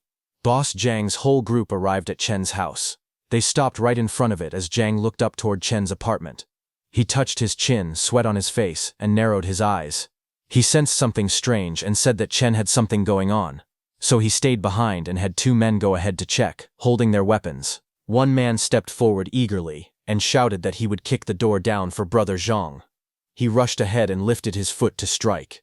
At that moment, a blue electric light suddenly flashed beneath his leg. Sparks crackled as his foot froze in midair. The man screamed in pain as electricity wrapped around his body. His weapon slipped from his hand and fell to the ground. Another man stood nearby holding a blade, watching in shock as the screaming continued. That man was electrocuted and fell to the ground. The other men looked down at the fallen figure and cursed angrily. They mocked him, asking why he suddenly cramped up. Blue electricity continued to crawl over the fallen man's body as he lay spread out on the ground. His fingers twitched as he tried to move. Just as those two men grabbed the clothes of the man lying on the ground, the electric current surged again. Both of the guys were hit by the powerful electricity. They screamed loudly, begging for help as the lightning wrapped tighter around their bodies. Seeing that, the others froze in place. Their faces stiffened as they stared ahead, unable to understand what was happening. Just then, above them, a small loudspeaker slid out silently from the rooftop. The group looked up together. Their expressions turned blank, eyes wide with shock. No one spoke as confusion filled their faces. The loudspeaker suddenly activated, and Chen's cheerful voice echoed through the night, repeating words of blessing about good luck, joy, love, and prosperity spreading in all directions. The message continued to play again and again, its tone calm and festive, completely out of place in the tense night. At the same time, blue electric light burst out across the ground. Lightning surged violently and wrapped around those three men. Their bodies were thrown into the air as the current struck them hard. Painful screams filled the air. One man cried out in agony as electricity coursed through his body. The sound of electricity crackling drowned out everything else. Zhang cursed loudly in fear and anger as he staggered back, barely keeping his balance. Others rushed forward with weapons in their hands, but their steps faltered when they saw the lightning spreading across the ground.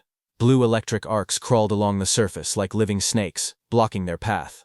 A system notification popped up right in front of Chen, saying it detected intense negative emotion. Shock increased by 45, then 36, and then 22. Far away from the chaos, inside his quiet room, Chen leaned back comfortably in a chair. His legs rested casually, and he held a remote control in one hand. On the screen in front of him, the scene outside played clearly, showing the attackers being struck by electricity. He watched calmly, his expression relaxed. With an amused tone, he spoke softly. He commented that their luck was actually not bad. He pointed out that one of them had stepped directly onto the protective electric grid with a single foot. Zhang stepped forward angrily, gripping his weapon tightly. His face twisted with rage as he shouted at Chen Shao, telling him to stop playing tricks. He said that paying back debts was a matter of principle. He demanded that Chen Shao return the money, so everything could be settled. The woman beside him immediately echoed the accusation. She pointed at Chen Shao and shouted that he clearly had money to renovate his place. With a sneer, she questioned how Chen Shou's parents had raised him. The group glared upward, their anger burning hotter by the second. Inside the apartment, Chen Shao sat calmly in a chair. His posture was relaxed, one leg crossed over the other. He held a green popsicle loosely in his hand, his expression composed and cold. The noise outside did not disturb him at all. He spoke in a steady voice. He addressed Brother Zhang directly, and stated that the market price of his apartment was 4 million. He calmly pointed out that this amount was more than enough to cover the 3.5 million debt. Chen Shao's lips curved slightly as he continued. He said that as for Liu Wanqing's debt, they should go find her themselves. He asked what that matter had to do with him. Hearing that, outside, Zhang stood in the street and stared up at the building. His expression stiffened as the words sank in. His face tightened, sweat ran down his forehead, and his eyes widened with anger and disbelief. Inside his mind, his thoughts churned. He realized that in the current situation, supplies were everything. Money no longer mattered the way it used to. His jaw clenched as frustration and fury mixed together, leaving him grinding his teeth in silence. Chen Shao calmly held the popsicle to his lips, his expression relaxed. He spoke in an even tone, addressing Brother Zhang. He said that a wise man knows how to submit to circumstances. Since he was in a good mood, he suggested that they part on good terms. His gaze remained cold as he continued. He warned that if they kept looking for trouble, he would no longer be so polite. Saying that, Chen Shao extended his hand and pressed the red button on the table without hesitation. Outside, blue electric light exploded across the ground. Lightning surged violently, spreading in all directions. A sharp scream rang out as those people were struck by the current. Electric arcs twisted and snapped through the air. One of the men cried out desperately, shouting that he could not hold on anymore. His body convulsed as the electricity wrapped around him, bones visible through the glowing blue light. Red system panels appeared in the air, flashing warnings, saying that intense negative emotions had been detected. Pain rising sharply, followed by overwhelming despair. Brother Zhang and the remaining men stood frozen, watching their man's condition. Finally, Zhang turned and shouted furiously while retreating. He cursed Chen Shao, yelling that the Dahai gang would never let him off. As they fled into the night, another system panel appeared silently, recording the surge of intense anger. Above it all, Chen Shao remained inside, calm and unmoved, watching as the chaos outside faded away. Seeing all this, the woman's face twisted in fear. Her eyes trembled as dark shadows covered them, and her expression showed deep shock and hatred. Outside the tall apartment building, she was the only one left standing, looking up at the building as she could feel Chen's anger pouring down like flames from the sky. The next day, a warning panel appeared, showing that the temperature had reached 52 this Fus. The sunlight was blinding, washing the buildings in white and yellow light. Cars were parked along the road, but the heat made the entire place feel lifeless and suffocating. Inside the apartment, Chen Xiao lay casually on the sofa. He held a bowl of food and ate calmly, saying that it felt refreshing. On the television, a news broadcast played. The reporter warned that recently, many people had died from heat stroke. Citizens were advised to avoid going outside as much as possible. A temperature chart on the screen showed the heat continuing to rise, marked again at 52 tols. While Chen was watching the news, his phone suddenly vibrated on the table beside him. Chen Xiao turned his head slightly and looked toward the phone. His phone screen was filled with messages from the homeowners group. One message after another appeared, all calling his name. The woman from before accused him of being inhuman, saying he had food, water, and air conditioning, while elderly people and children were dying from the heat. Another message followed, calling him selfish and unfit to be a neighbor. More people joined in. Someone said that in extraordinary times, resources must be shared, or else he was no different from a murderer. Another message said they were about to die from the heat and demanded to know if he felt any shame at all. Someone else directly told Chen Xiao to come out and give everyone an explanation. Chen Xiao calmly lifted a glass of water and took a sip. His expression did not change. With his other hand, he casually slid his finger across the phone screen, scrolling through the messages without haste. As the messages continued to pile up, system panels appeared one after another. One panel showed that intense jealousy had been detected.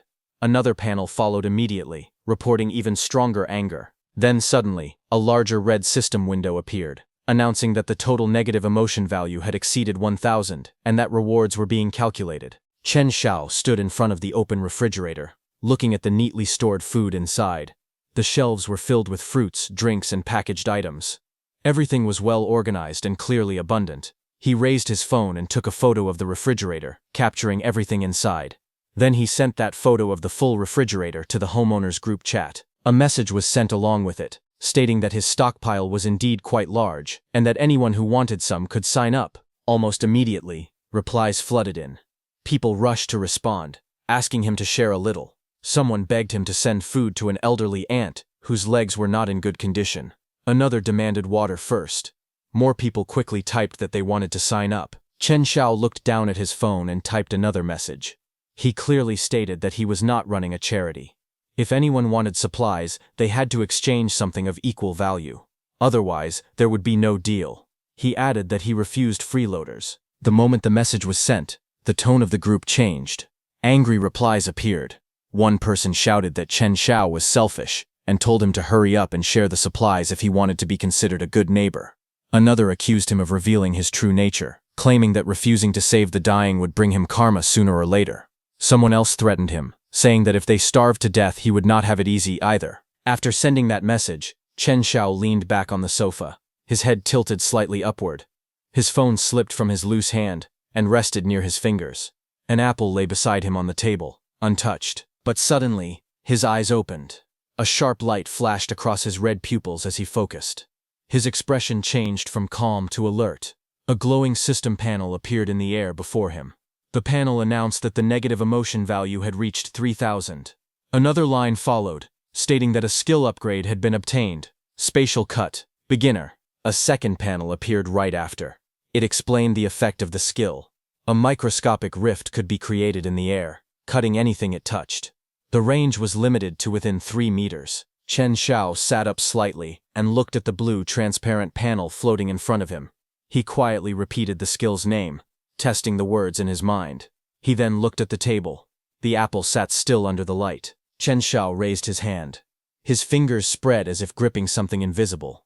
A thin glowing line appeared in the air, sharp and silent. In the next moment, the apple was cleanly split in half. The cut was smooth, as if it had been sliced by an unseen blade. The two halves separated and fell apart neatly. Seeing that, Chen Xiao stood up, his movements light and controlled. His red eyes shone faintly as he looked at the result. A small smile formed on his face. To him, this was no longer just survival.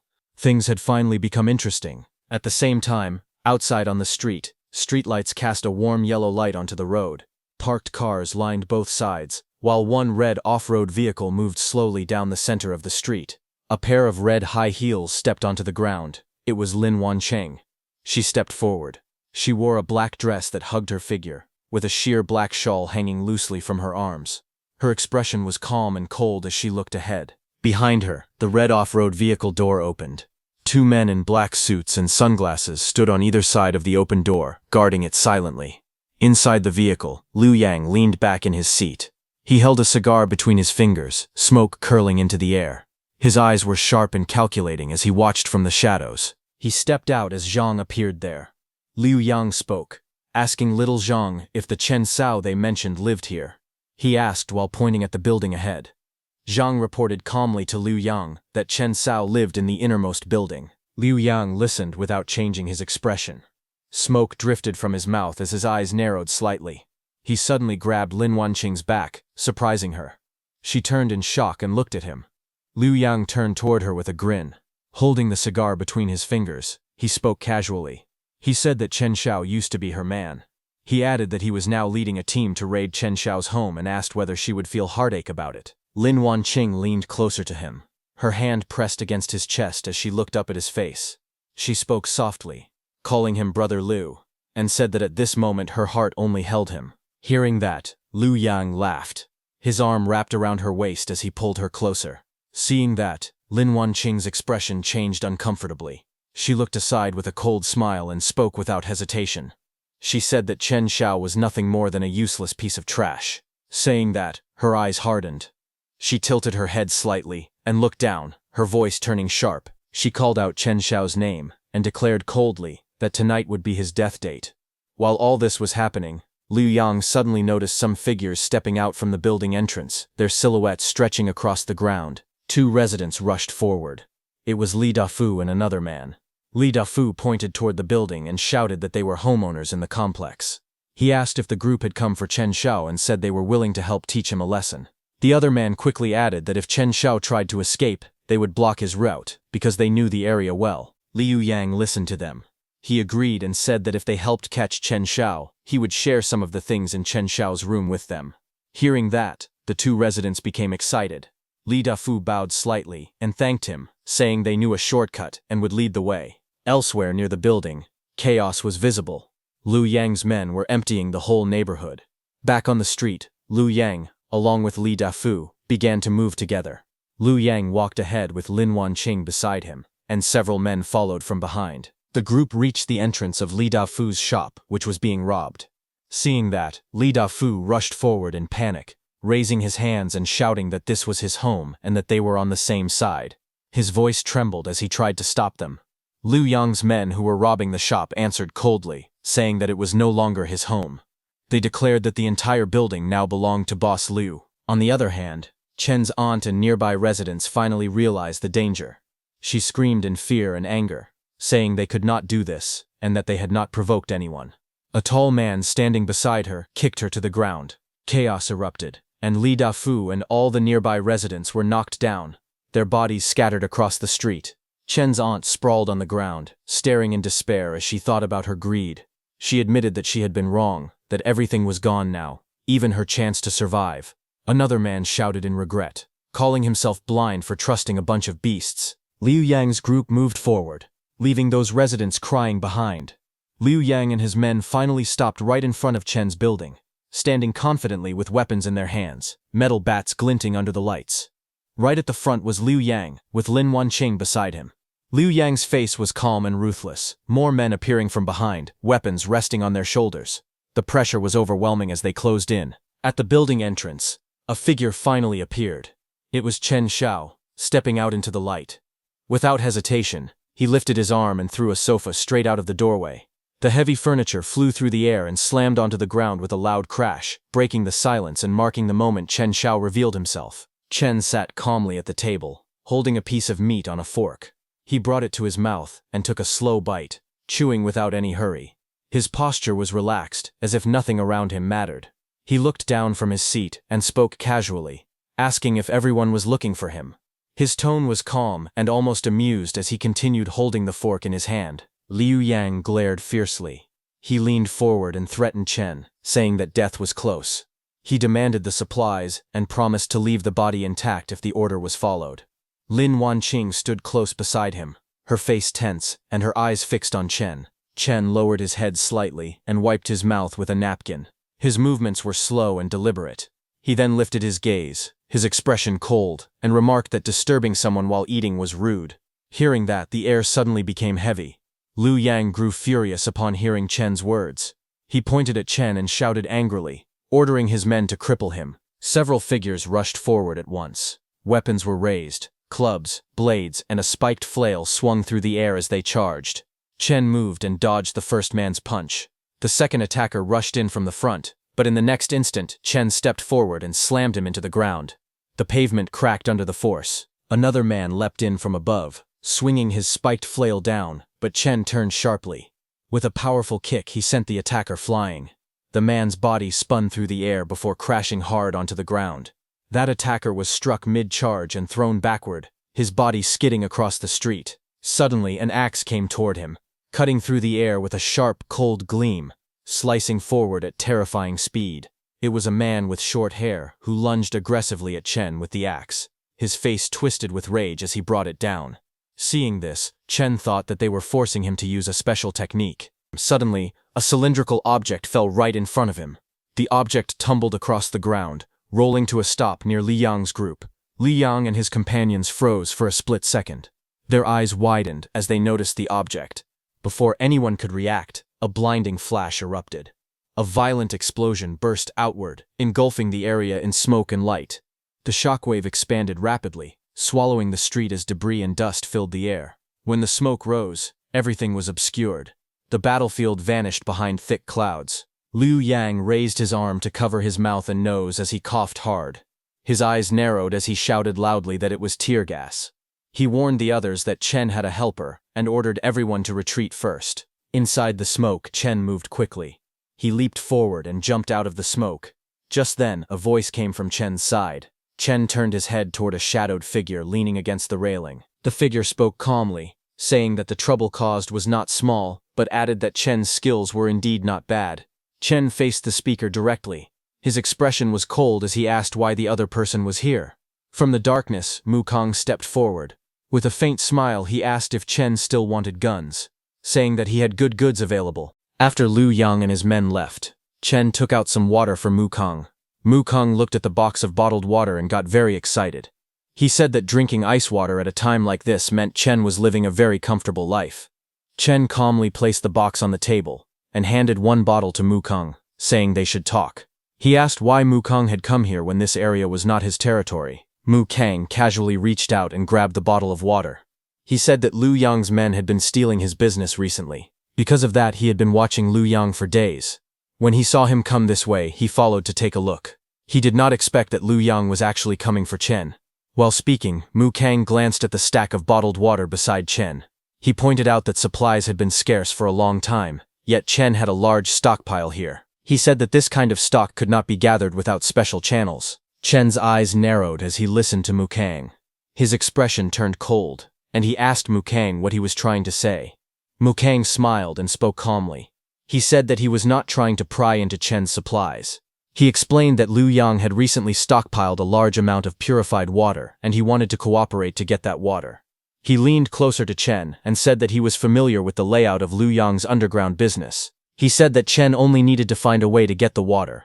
Once it was taken, they could store it here first, and Mukong would handle selling it later. Hearing that, Chen also thought that as the temperature kept rising, water resources had truly become valuable currency. After a moment, he finally spoke and said that cooperation was fine. Hearing that answer, Mukong froze in place, his eyes widening in shock as he did not expect Chen to agree so easily. But before he could say anything, Chen spoke first and said that the profit would be split 9-1. He would take 9 parts, and Mukong would only get 1. Hearing that, Mukong frowned and replied sarcastically, saying that if it was 9-1, Chen might as well rob him directly. At that moment, a system notification appeared, showing that a strong negative emotion had been detected from Mukong, with shock increasing by 40 points. Chen waved his hand and told Mukong that if he was not willing, then there was nothing more to discuss. Hearing that, Mukong quickly grabbed Chen's leg and changed his tone, suggesting an 8-2 split. He said 8-2 should be fine, and complained that he also needed to eat and survive. At this point, he basically started begging loudly, tears flowing as he acted pitiful. Inside his mind, he thought that Chen was very confident, and must have a hidden trump card. He felt that apart from him, there was no one more suitable to cooperate with. After thinking for a moment, Chen finally agreed. He said that 8-2 would work. However, he added another condition.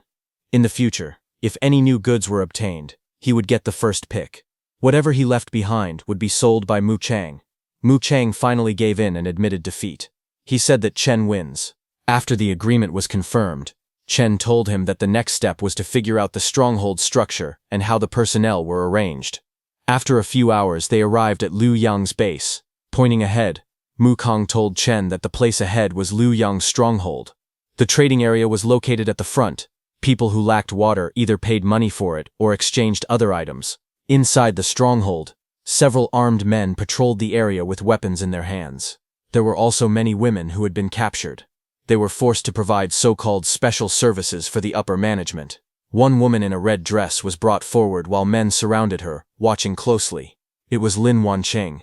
She stood alone in the factory area, covering herself as many men looked at her with lust in their eyes. Fear was clear in her eyes as the lights from the machinery glowed behind her. Mu Kong then pointed to the back area of the compound.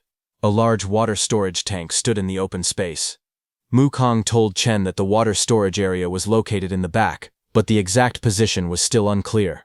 After hearing all that, Chen explained the plan calmly.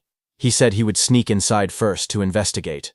He told Mu Kong that once the signal appeared, he should create chaos at the perimeter to draw away the main guards. Hearing this, Mu Kong was shocked. He asked how Chen planned to move the water alone if he went in by himself. Chen jumped and told Mu Kong calmly that he had his own methods. He then leapt through the air, landing near stacked containers inside the facility.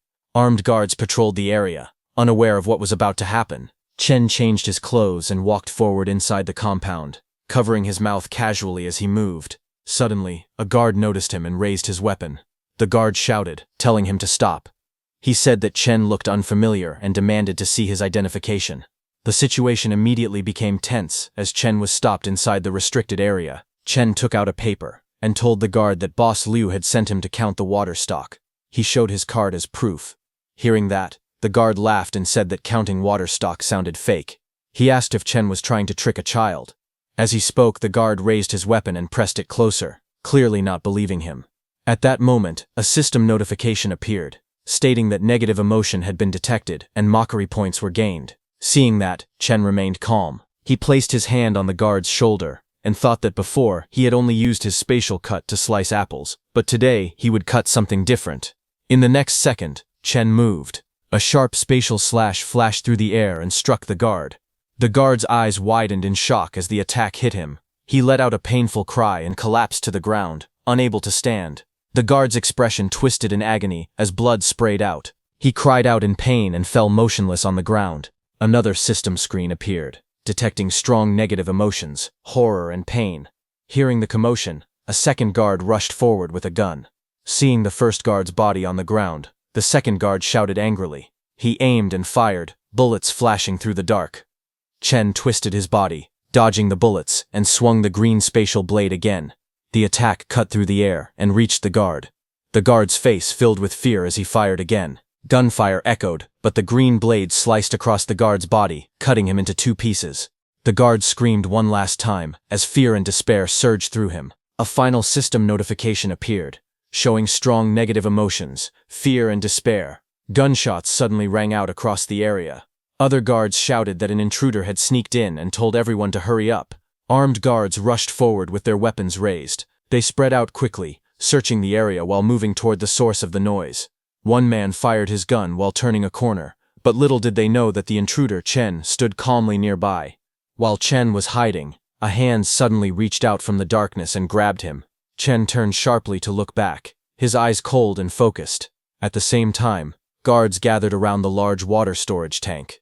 More people arrived, surrounding the area as they began a full search.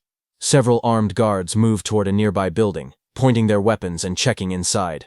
Shadows filled the area as more guards closed in from all directions. The one who grabbed Chen from behind turned out to be Li Yu. the woman Chen had saved in Chapter 2.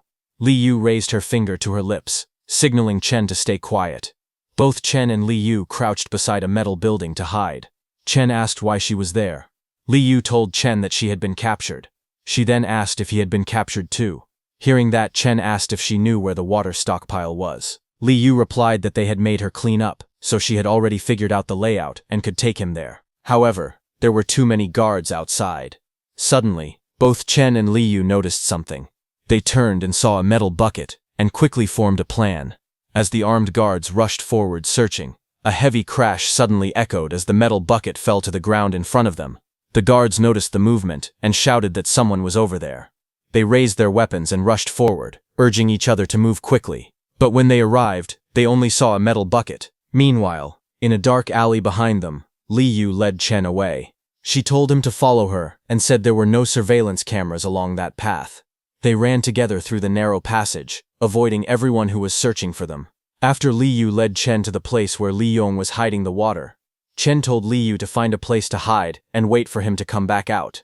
Li Yu looked at him quietly and nodded. Chen then walked toward a metal door. He raised his hand, and blue energy gathered around it, forming an energy ball. Chen placed his palm against the surface and slammed the energy into the wall.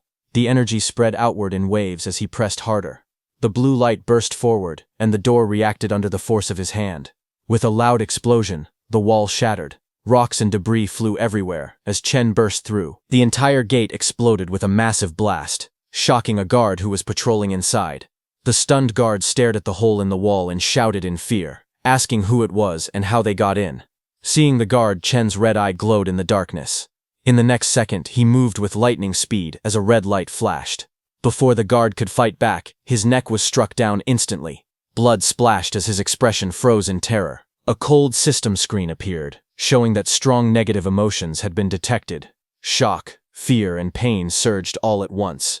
Li Yu slowly opened the warehouse door and peeked inside. She looked worried as she spoke, saying that Chen Xiao had been inside for a long time and wondering if something had happened to him.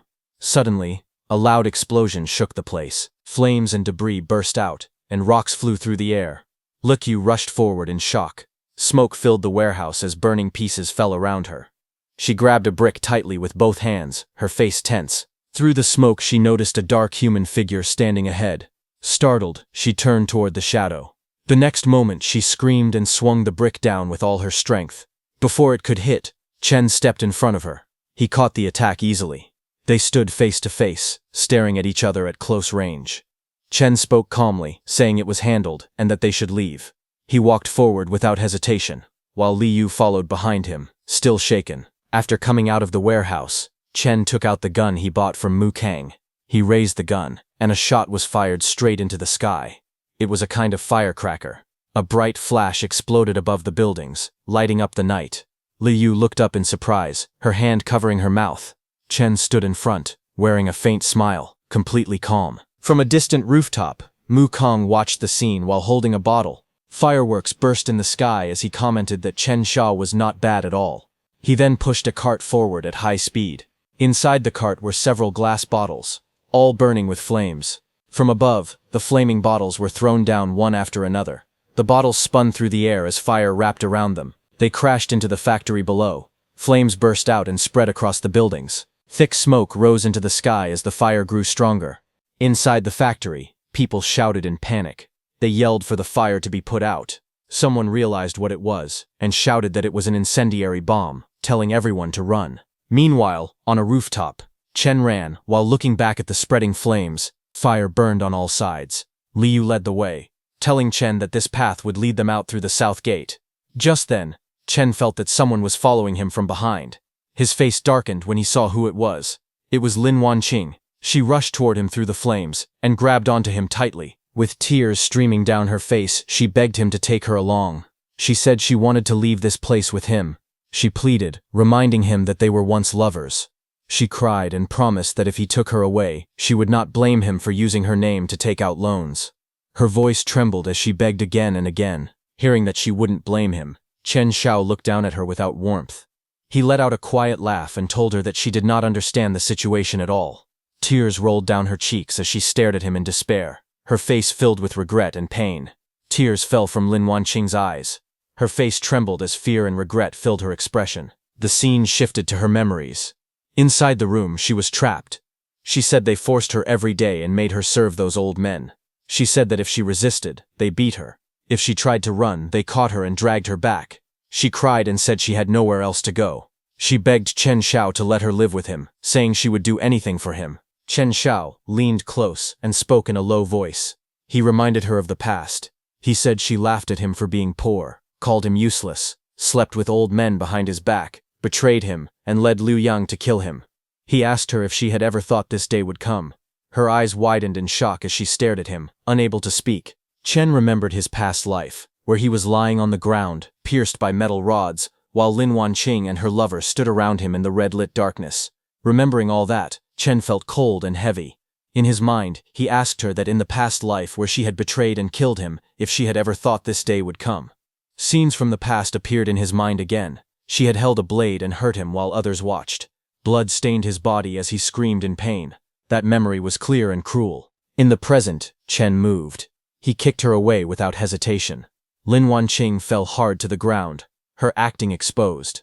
He looked down at her and said her performance was still terrible. He turned his back on her and told Li Yu to leave with him.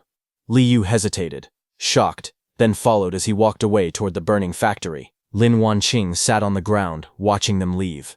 Rage filled her face. She clenched her teeth and shouted his name, calling him ruthless. She declared that if she was not allowed to live, then she would make sure no one else lived easily either. Her anger burned as fiercely as the flames behind her. Chen's system screen suddenly appeared, showing that an intense negative emotion had been detected.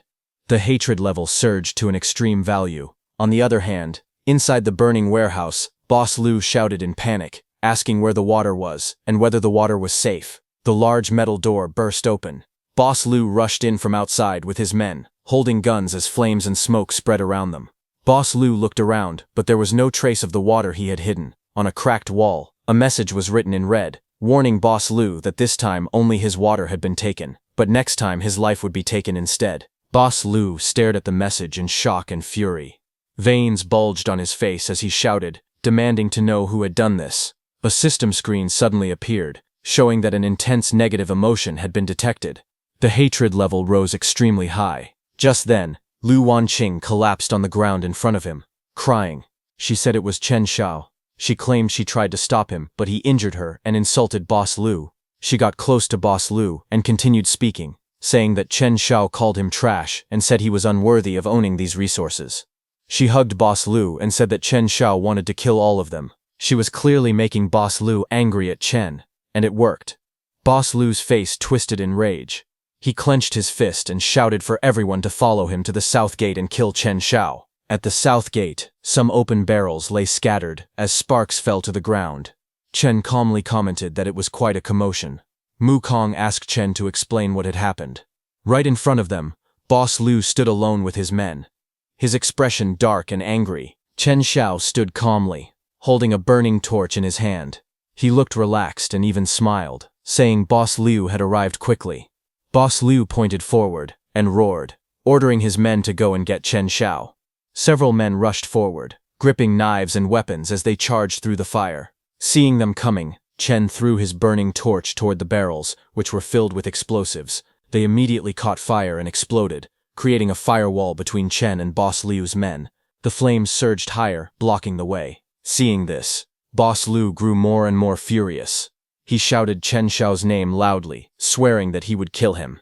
A system notification appeared in front of Chen, showing that intense negative emotion, hatred, had been detected. Chen Xiao smiled and thanked Boss Liu. He said he would take these emotion points and signaled that he would kill Boss Liu. Seeing that Boss Liu grew even angrier, another system notification appeared, stating that negative emotion points had reached 3,000 and a new skill, Spatial Barrier, had been unlocked. After escaping from there, the scene shifted to Chen's house. Loose papers drifted through the night as Chen's building stood quietly, one window still glowing with light. Inside, Mu Kong laughed loudly while holding a glass of drink. He shouted, telling Chen that what just happened was too awesome. He joked that old dog Liu was probably tearing his house apart in rage right now. They were at the dinner table, and a hot pot was set on it. Meat slices, vegetables, and bottles were neatly arranged. 3 people, Chen, Mu Kang, and Li Yu sat together, eating as if nothing serious had happened. Li Yu looked at Chen Xiao while serving food. She thanked him sincerely. She said that if it were not for him, she did not know how much longer she would have been trapped in that terrible situation. Chen Xiao looked at her calmly and replied that they were old classmates, so there was no need to be so polite. Liu lowered her eyes and spoke softly. She said it was not just about manners. She said Chen Xiao made her feel that there were still people in this world worth trusting. Hearing that, Mu Kang smiled and teased them. He said the hero saves the beauty move was very impressive. Then he leaned closer to Chen Xiao and asked him directly how he did it. He pointed at the water bottles around them and asked if emptying the entire reservoir alone was some kind of magic. The view widened, revealing countless large water bottles stacked everywhere. The scale was shocking. Chen Xiao answered calmly. He said he had his own ways. He then told Mu Kang to focus on thinking about how to safely sell such a huge amount of water. Hearing that, Mu Kang got shocked, completely stunned by what he was hearing, as he had completely forgotten about this. Chen then turned to Li Yu and asked her another question. He asked why there was no news about her after junior high graduation. Li Yu lowered her head and answered slowly. She said that after graduation her family had accidents. Her expression darkened. In her mind, a memory surfaced. One day, when she returned to her house, she called out for her parents, but what stood in front of her was a dark door filled with blood. With a heavy heart, Li Yu finally revealed the truth. She said her parents went missing at the same time. Hearing that, both Chen and Mu Kang fell silent. They listened without interrupting, their expressions turning serious. Just then, suddenly, heat and smoke filled the room. Flames rose outside the building, shocking them completely. All three of them rushed to the window and saw the streets below burning. Mu Kang stared in shock, shouting that it was on fire outside. He couldn't believe his eyes. They looked through the CCTV Chen had placed around his building. On the television screens, chaos appeared. People were trapped, and a voice cried for help, begging someone to save the children. Seeing that, Mu Kang's anger burst. He slammed the table and shouted that this was Boss Liu doing. He accused him of trying to drive everyone to death. Chen and Li Yu stared at the burning scene in shock. Liu came to Chen and asked quietly if they should do something, but Chen didn't say anything. He watched the flames spreading everywhere. Innocent people screamed for help. They reached out desperately, begging to be saved, but seeing them, Chen remained calm. He realized that Boss Liu was trying to use morality and innocent lives to force him out, but Chen was no longer the same person from his past life, the kind fool who would sacrifice himself for others. Outside, Boss Liu shouted angrily. He called out Chen Xiao's name and threatened that if Chen Xiao did not come out, he would burn the entire area to ashes and see how long he could hide. One of Lu Haifeng's men praised him, saying the plan was wise. Even if the fire did not kill everyone, the smoke would. He said they should throw more fuel at the fire. Boss Liu stepped forward through the flames and mocked Chen, saying Chen Xiao was foolish to think he could fight him. He sneered and said this was only the beginning. The fire continued to spread, burning all the nearby buildings.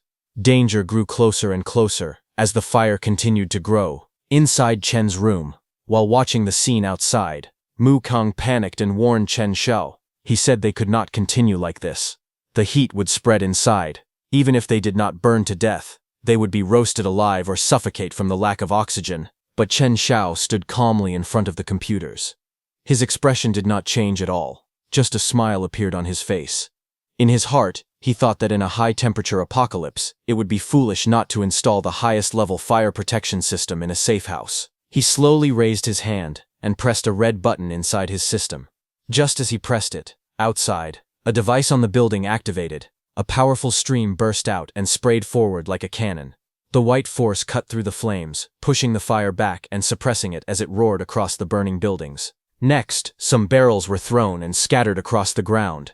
They released smoke, which formed a thick wall, blocking the way forward. They were filled with fire extinguishers, which immediately started extinguishing the fire around them.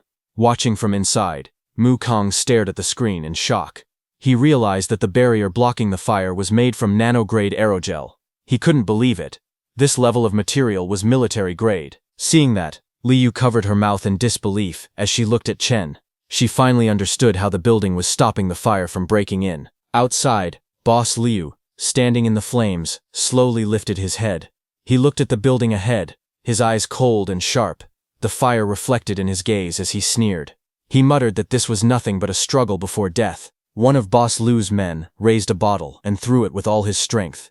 The bottle flew through the fire and smoke. It exploded with a huge blast. The explosion shook the ground. Those fire extinguisher barrels were blasted away, and the flames surged higher. The explosion sent Boss Lu's men flying, injuring them. But Boss Lu didn't care. He shouted angrily, ordering them to keep going. He said he did not believe the other side's defense could last forever. Just then, one of his men panicked and yelled that the fuel was almost gone. He said the white mist was too terrifying. At that moment, Chen stepped out calmly, holding a megaphone. He spoke lightly, asking Boss Lu if he had played with fire long enough. He invited Boss Lu inside for a glass of ice water to cool down. Hearing that, Boss Lu and his men, who stood in formation on the burning ground, grew very angry. A red system screen appeared in front of Chen, saying it detected 888 strong anger negative emotion. Boss Lu clenched his fists and changed his mind. He said killing Chen Xiao would be too easy. He wanted something worse. In his thoughts, he claimed Chen's house for himself. It was fireproof, strong, and self-sufficient. He believed it was the perfect shelter. He laughed and said fire attacks would not work. If that was the case, he would tear away the last bit of civilization himself. He looked toward two people who were tied together. They were residents of Chen's building. They trembled in fear, their faces pale as they looked toward the danger. Chen stood silently, holding the megaphone. His eyes were cold and calm without fear. The flames continued to burn as their confrontation was far from over. Flames raged across the street as Boss Lu shouted in anger. He called out for Chen Xiao to come out and face him. He said people were suffering because of him and demanded that he stop hiding. Chen's aunt cursed him loudly, calling him a brat who had offended Boss Lu and dragged everyone into danger. She begged him to come out and take responsibility. Inside, Mu Kong stood firm with anger burning in his eyes. He said that Lu Haifang had gone too far and that if things became worse, he would rush out and fight him to the death. But Chen wasn't angry like that. Even after seeing Boss Lu using other people's lives to blackmail him, he understood that in this cruel world, being soft-hearted was no different from choosing death. Outside, Boss Lu laughed coldly. He mocked Chen Xiao for hiding like a coward and threatened to start hurting others if he didn't come out. Grabbing an old man by the collar, he warned that Chen Xiao would face a terrible death for what he had done. Watching from inside, Chen immediately recognized that old man as Grandpa Wang. Seeing him, he remembered his past life. On the burning street, injured Chen had once lain on the ground. At that time, beside him, this Grandpa Wang had knelt and given Chen some water so he could survive. He told Chen that as long as he stayed alive, there would always be hope. Remembering the past where Grandpa Wang helped him, Chen decided to do the same thing. He told Mu Kang to stay inside and protect Yu. He said he would go and settle the score with Boss Lu himself. Yu Atra looked at him with worry, but he had already made his decision. He stepped forward without hesitation. He opened his door and stepped outside. Flames spread across the street as smoke filled the air. Chen walked through the burning surroundings and spoke loudly, telling Boss Lu that the grudge was between him and Chen alone. It had nothing to do with anyone else. In the distance, Boss Lu held Grandpa Wang hostage and mocked Chen. He sneered and asked if Chen Xiao had finally come out of hiding. He laughed and said that if Chen Xiao wanted to play the hero, he should first pay back the money, hand over the water, and then leave his life behind. Only then might he consider letting the others go. Hearing those words, Chen repeated them softly with a faint smile. He asked if Boss Lu really thought he wanted to play the hero. Chen declared loudly that he had no interest in that. Hearing this, Boss Lu became confused. Chen looked at Boss Lu without fear and said that fighting and killing were boring and that it only damaged one's karma. Then he suggested another way to settle things. He said he had heard that Boss Lu used to run a casino, so he proposed solving the conflict using the method Boss Lu was best at. He suggested making a bet.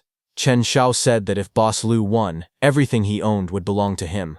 But if Chen Xiao won, Lu had to release Old Man Wang and leave the area immediately. Hearing this, Liu laughed loudly and agreed to the bet.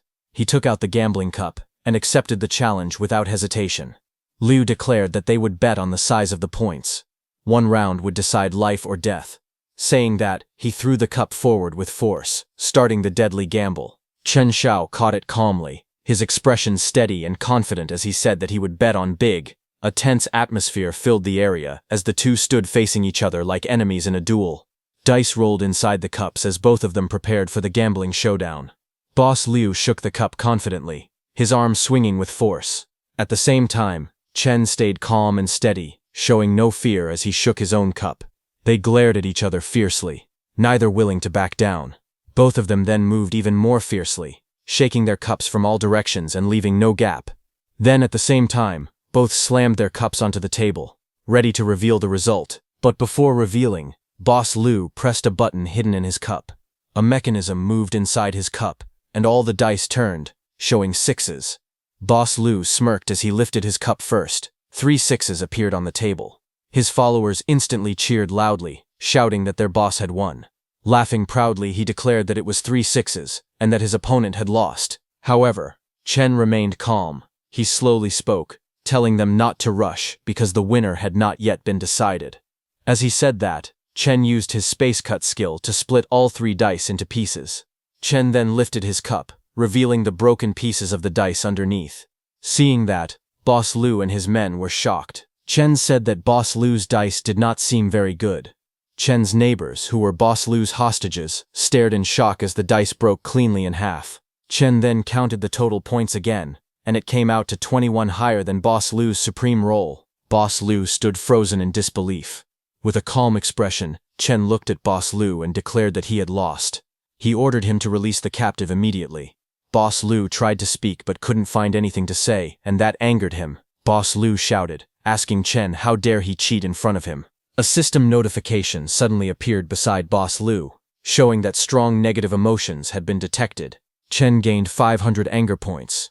Furious, Boss Liu cursed and rushed forward, yelling at Chen to go to hell. He pulled out a knife and charged straight at Chen with murderous intent. Not far away, the captives watched with fear. They trembled as Boss Liu aimed at Chen.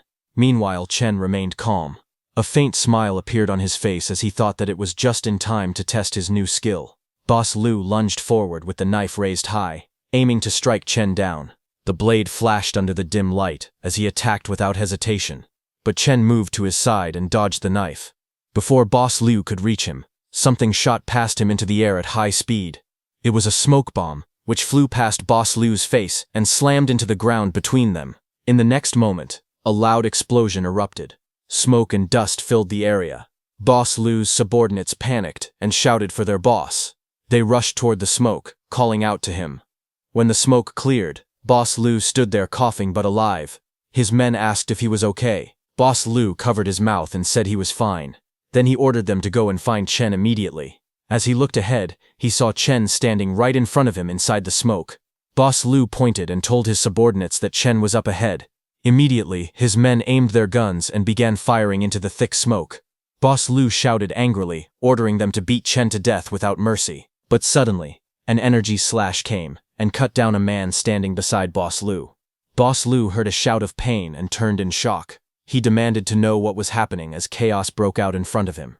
In the next moment, one more man standing in front of Boss Liu was struck by that energy attack and thrown aside. Seeing his men cut in half, Boss Liu just stood there with a knife in his hand. Through the smoke, Chen stood calmly, completely unharmed. Not a single scratch was on him. He remained standing there without fear. Boss Liu clenched his weapon and yelled that he didn't care how strong Chen was. He declared that there was no way Chen could dodge the next attack.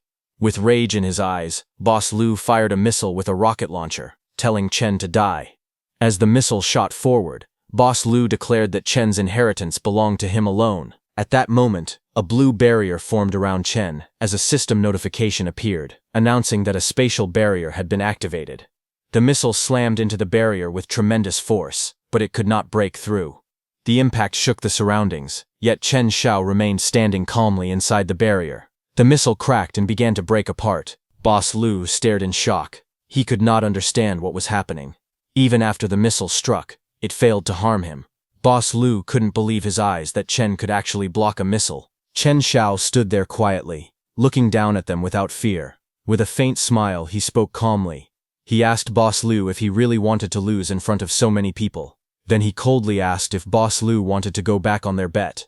The next second, Chen used his space cut skill and sliced the missile into pieces in mid-air. As the missile fell to the ground, Chen walked toward Boss Liu with a calm face. Seeing him coming, Boss Liu became scared. The rocket launcher fell from his hand after he saw what Chen did. Chen picked up a knife from the ground and told Boss Lu that since he didn't even have a decent knife, he was not worthy of negotiating terms with him. Seeing Chen, Boss Lu realized that something was wrong. There was definitely something fishy. Chen looked at Boss Lu with a cold expression and said that he had looked for trouble with him time and time again, repeatedly challenging his bottom line. So this was the time to settle their score. Hearing that, Boss Lu felt a chill as he realized the situation was turning against him.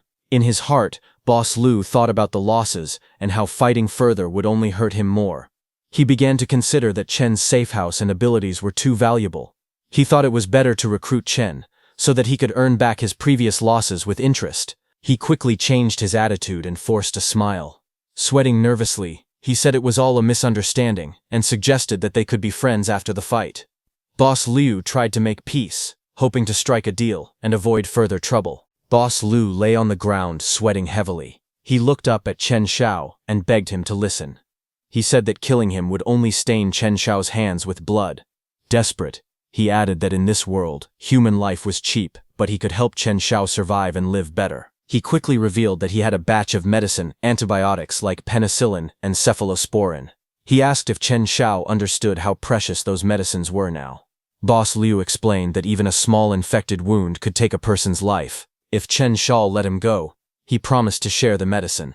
Chen Xiao listened quietly, his red eyes cold and unreadable. After a moment, he calmly said that in times like these, antibiotics were indeed valuable, like real currency. Then he leaned closer and told Boss Liu honestly that he had far more supplies stored than he could imagine. Boss Liu tried to smile and argued that Chen Xiao only had food and water, but no medicine. He warned that a single illness could be fatal. Finally, he suggested cooperation. He said the medicine was hidden in an abandoned factory in the West District, and only he knew the password.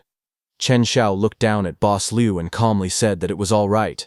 Then he patted Boss Liu's shoulder and added that tonight's matter would end there.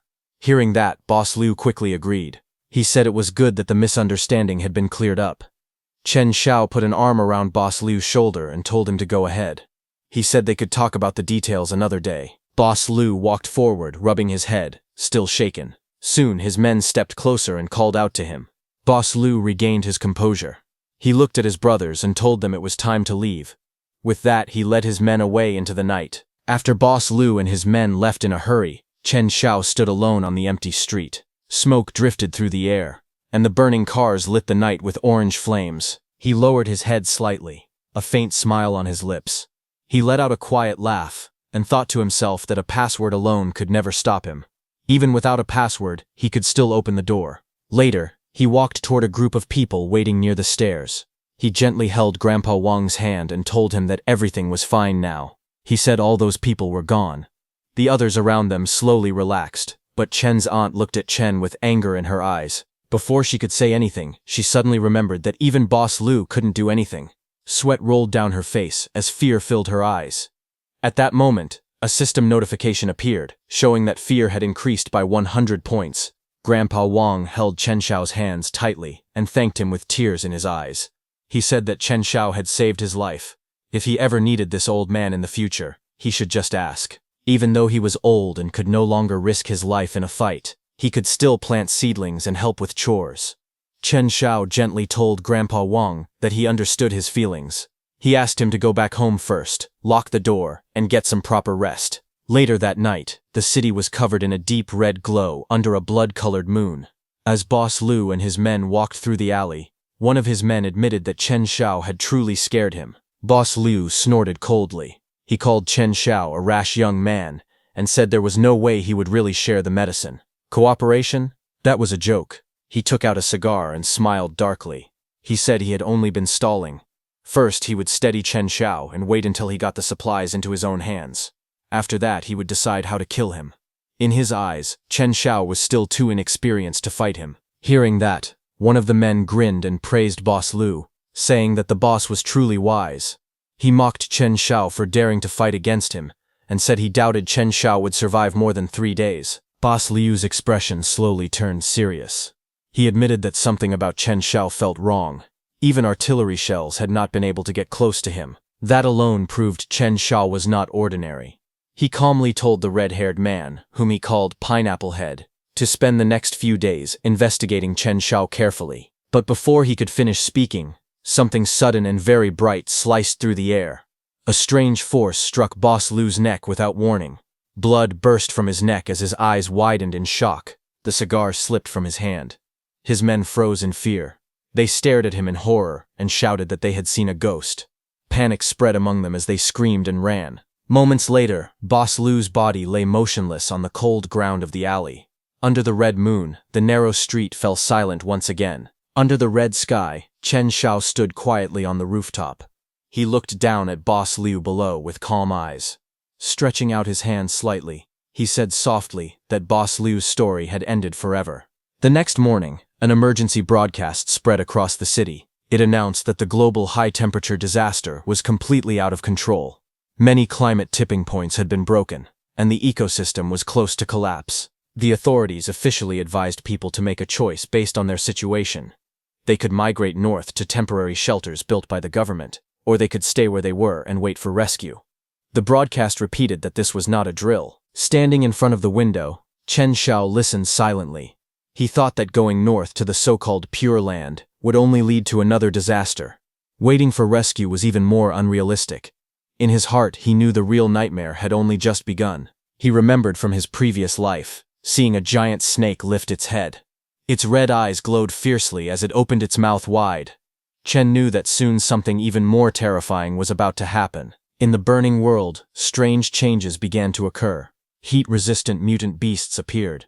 They were not afraid of the extreme temperatures. With glowing eyes and huge bodies, they roamed freely, ready to devour everything humans had built. Among humans, some people awakened special powers. These awakened ones began to form their own groups to fight for food, water, and supplies. In the struggle for resources, they did not hesitate to fight and even kill each other. Chen Shao understood this clearly. He knew that guarding his safe house was not enough. He wanted to turn it into the final fortress for survival in this apocalypse. Outside, people gathered in front of his building. They shouted angrily that they were starving and that their homes had been burned to ashes. They called Chen Shao, asking what he was doing now. The crowd grew angrier. They complained that Chen Shao was occupying such a big and strong fortress all by himself. Inside, he had food, drinks, and even air conditioning, while everyone else was starving in the heat. They questioned what right he had to live like that. Some of them shouted for him to come out. They blamed him for refusing to help earlier, and said that everyone's suffering was his fault. They demanded an explanation. One man stepped forward and declared that they had already decided. Chen Shao had to share the safe house. Everyone would take turns living inside it. They claimed it was for the sake of collective survival. While the crowd banged on the door outside, Chen Shao remained calm inside his apartment. He stood in his cool kitchen, quietly cooking a steak. The sound of sizzling meat filled the room. Music notes floated lightly in the air, and everything inside felt peaceful. After plating the steak neatly, he even took out his phone and snapped a photo of the meal. The temperature inside the room showed a comfortable 22 degrees. He then posted that photo in the society group chat. Soon, comments began to appear online. People were shocked that he was still eating steak. They complained that they could not even get water to drink. Yet he was still using air conditioning. Some angrily called him selfish and said he was doing it on purpose. But Chen Shao did not seem to care at all. A system screen appeared in front of Chen Shao. It showed that jealousy had increased by 150 points, anger by 130, and despair by 95. The negative emotions from outside were rising quickly. Looking at the phone in his hand, Chen Shao smiled faintly. He calmly thought that incompetent fury was the cheapest emotion in the apocalypse. Outside, one of the men stared at his phone with wide eyes, his face twisted with rage. He cursed loudly, saying that Chen Shao refused to share even a simple toast, yet he was eating steak and living comfortably. He swore that he would kill him. In his anger, the man smashed his phone hard onto the ground. Some time later, Chen Shao opened his door to go outside, saying he would first scout the abandoned factory in the West District. But just as he stepped outside, the hot wind blew fiercely against his face. Chen blocked it with his arm as the scorching heat filled the air. Sweat slid down his face because of the intense temperature outside. Just as he looked ahead, a sharp blade suddenly flew toward him at high speed, cutting through the air. Chen Shao's eyes narrowed slightly as he sensed the danger. He immediately dodged as a heavy cleaver flew past him at high speed and slammed into the thick door with a loud clang. The blade stuck into the door, trembling from the impact. From the front, several men rushed forward angrily. One of them shouted loudly that if Chen Xiao did not give up the house today, they would cripple him. The bald man charged at Chen Xiao first, raising another cleaver in his hand.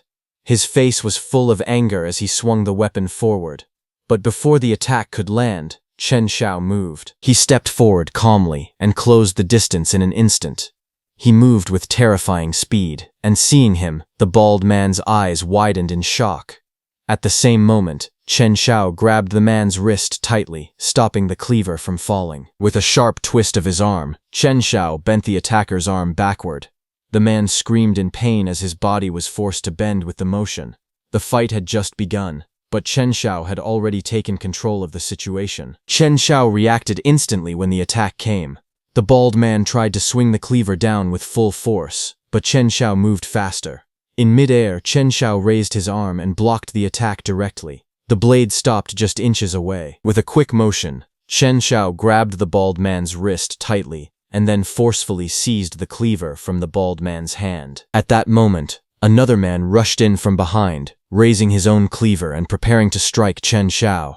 Chen Xiao's eyes turned cold as he saw the second attacker. Before the second attacker could land his blow, Chen Xiao moved again. The attackers tried to surround him, swinging their weapons wildly from all sides. But Chen Xiao twisted his body and countered with incredible speed. Blades flashed through the air as he overwhelmed them with multiple strikes. Chen Xiao didn't stop there. In the next instant, Chen Xiao struck back. A powerful slash cut across all of the attackers. Blood sprayed as they collapsed to the ground. They had rushed in with confidence, thinking they could easily overpower Chen Xiao. But in just a few moments, the fight had completely turned against them. An orange-haired man crashed onto the ground, his face covered in blood. He groaned in pain as the impact shook his body. Standing over him, Chen Xiao held the cleaver calmly. His presence alone made the air feel heavy and terrifying. The orange-haired injured man shouted angrily, asking if he really dared to kill people in broad daylight. He pointed out that many people were watching. At that moment, a red system window appeared in front of Chen Xiao, showing that he had gained 1,000 fear points. Chen Xiao looked down at him coldly. The man on the ground trembled and asked nervously if Chen Xiao was going to kill him. Chen Xiao looked back at the other attackers lying on the ground, badly injured and unable to move. Sweat poured down their faces as fear filled their eyes. Chen Xiao said that killing them would only dirty his hands. Killing them directly would be letting them off too easily. He slowly walked away, leaving the injured men behind on the ground. His voice echoed calmly as he explained that in this hot weather, wounds could easily become infected. Ulcers, infection, and even sepsis could follow. For them, that slow suffering would be far worse than a quick death. Chen Xiao's cold voice echoed in the air.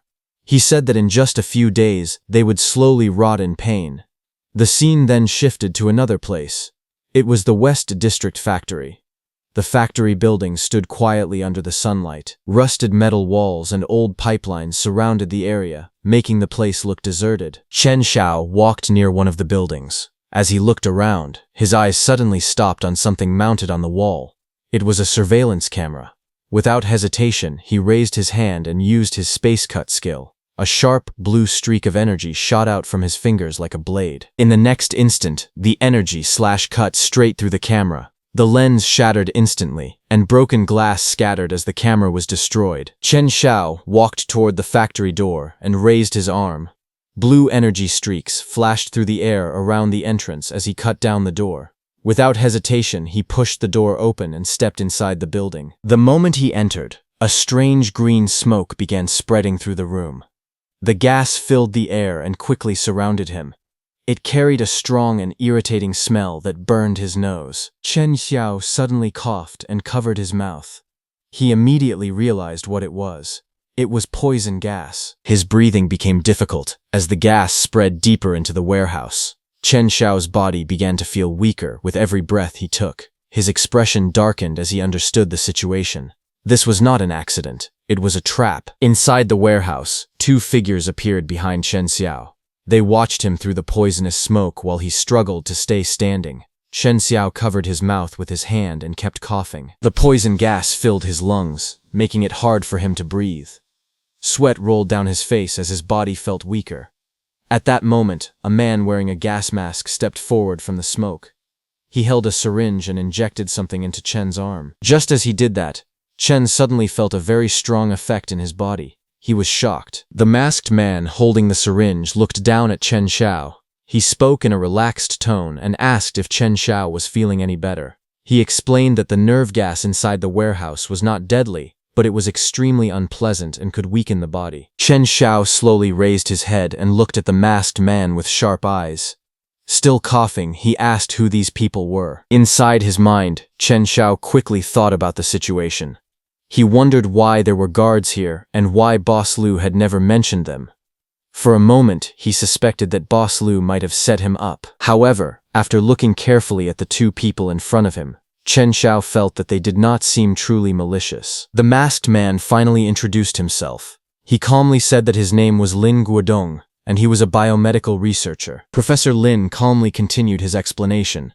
He said that his research focused on human evolution in extreme environments. His work studied how the human body could change and adapt when facing harsh conditions.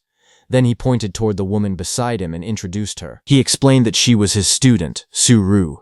He also mentioned that he was the person in charge of this place.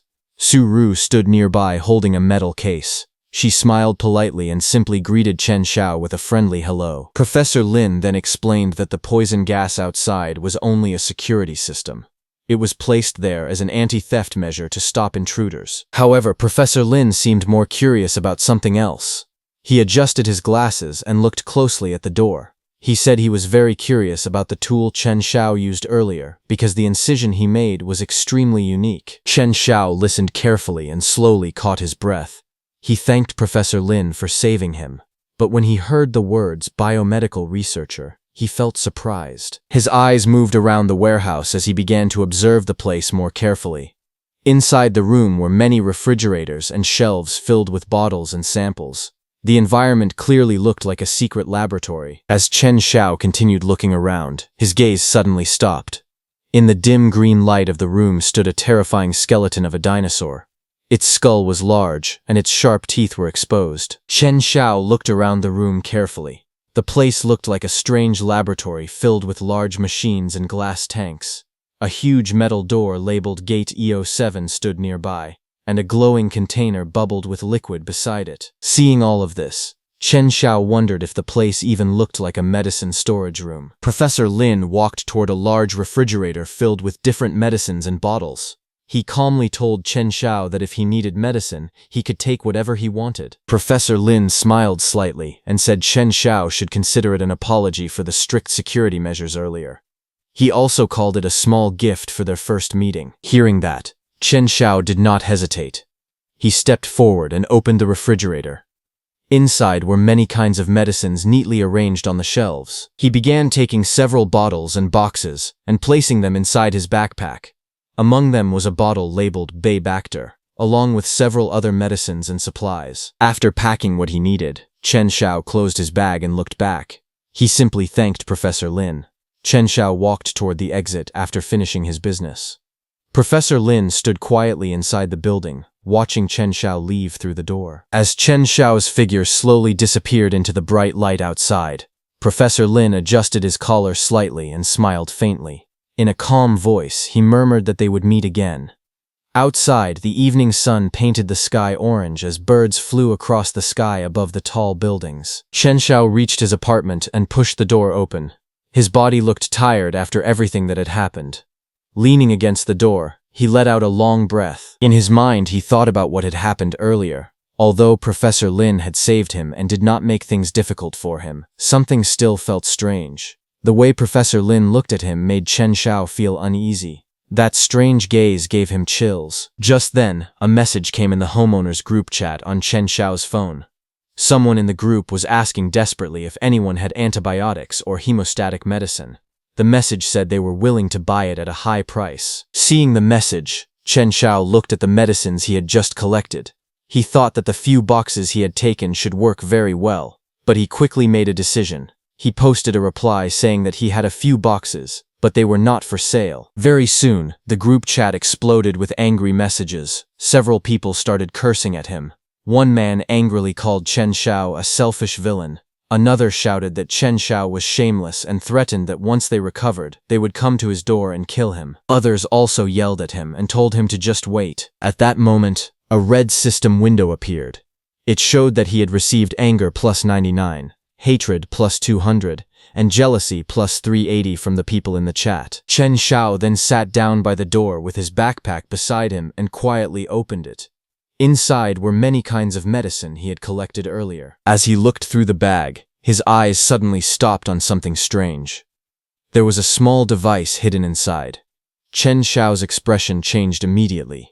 He realized what it was. It was a tracker. Chen Xiao stared at the small device in his hand, his eyes turning cold. He could not understand who had put the tracker in his bag, or when they had done it. The thought made his expression darken.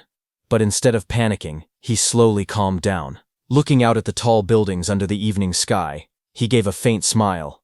If someone wanted to play a tracking game with him, then he would play along. He stepped outside quietly. In the alley, a white stray cat walked slowly along the ground, its golden eyes alert. Chen Xiao crouched down and gently grabbed the cat. The cat lowered its head, confused but not struggling. He spoke softly, asking the little guy to do him a favor. Carefully, he attached the tracker to the cat's fur. Then he told the cat to take it to the places it usually liked to go. The white cat let out a soft meow. Still not understanding what was happening, it jumped lightly out of the window and landed on a narrow ledge outside. It walked along the edge calmly, and then disappeared into the night. At the same time, inside a room, a laptop screen showed a city map. A red line moved across the map, tracing every step of the tracker's location. The path twisted and turned in strange patterns. Professor Lin, in a suit, sat in front of the laptop, staring at the screen. He frowned as he watched the unusual movement route. He could not understand it. The movement pattern made no sense. He wondered what Chen Xiao was doing. Meanwhile, messages kept appearing in the homeowners group chat.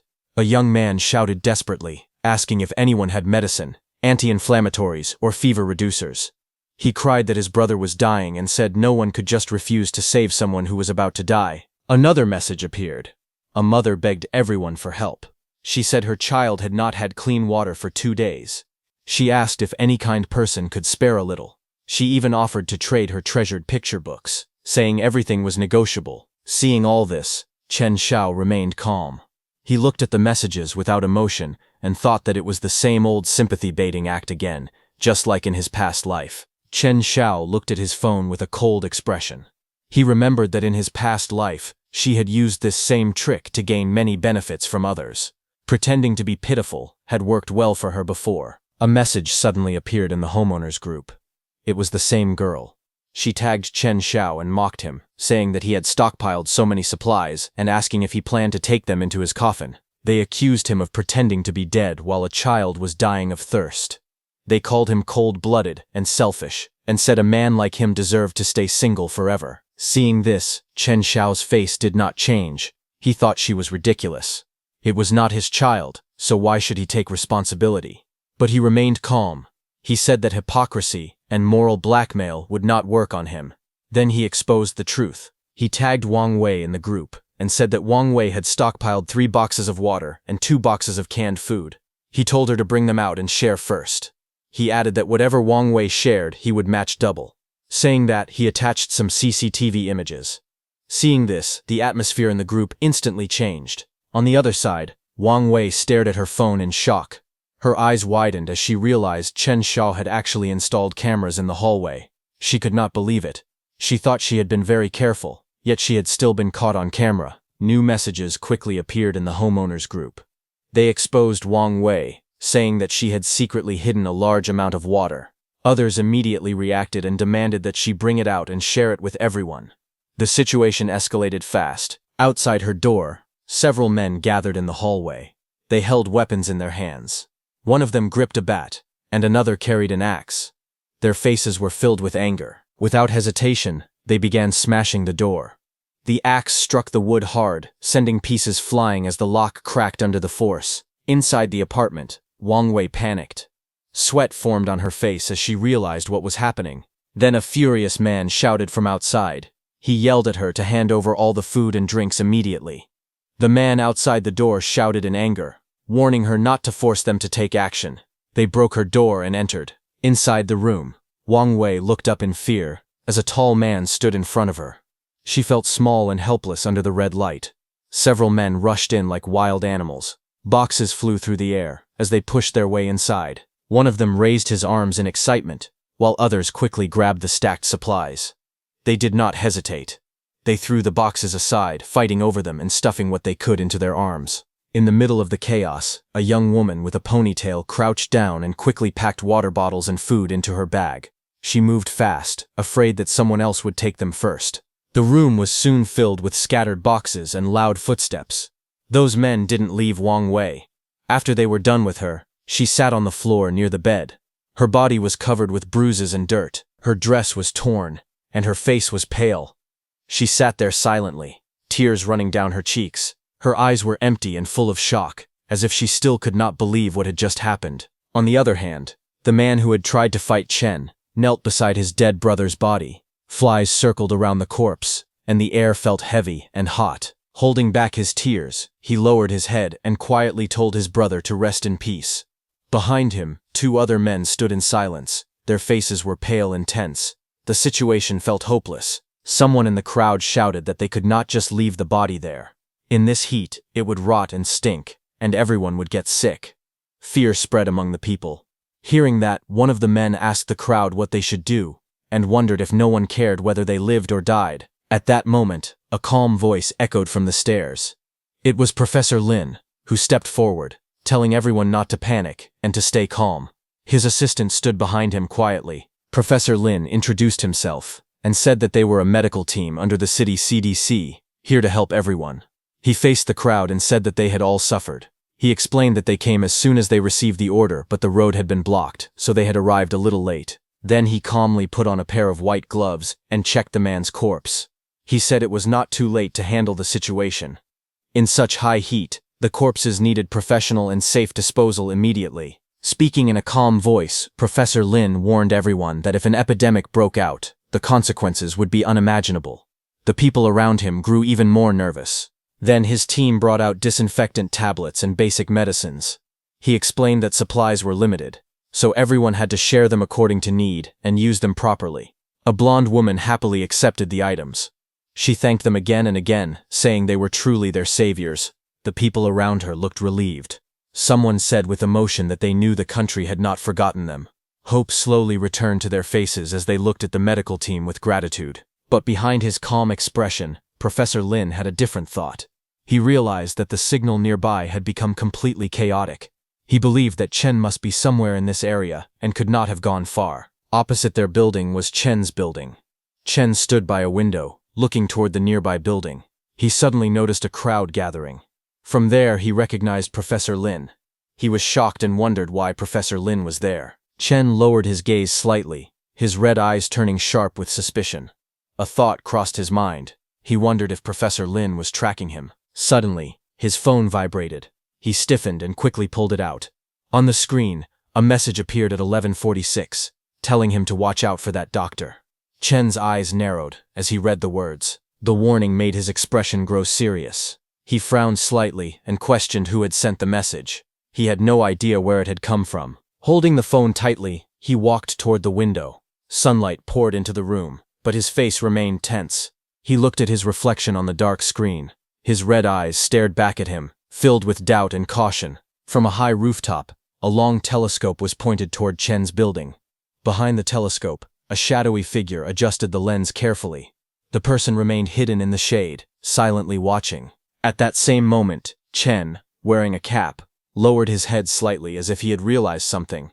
His red eye narrowed sharply as his expression turned serious. A heavy feeling rose in his chest. He began to wonder if there was someone else watching him too.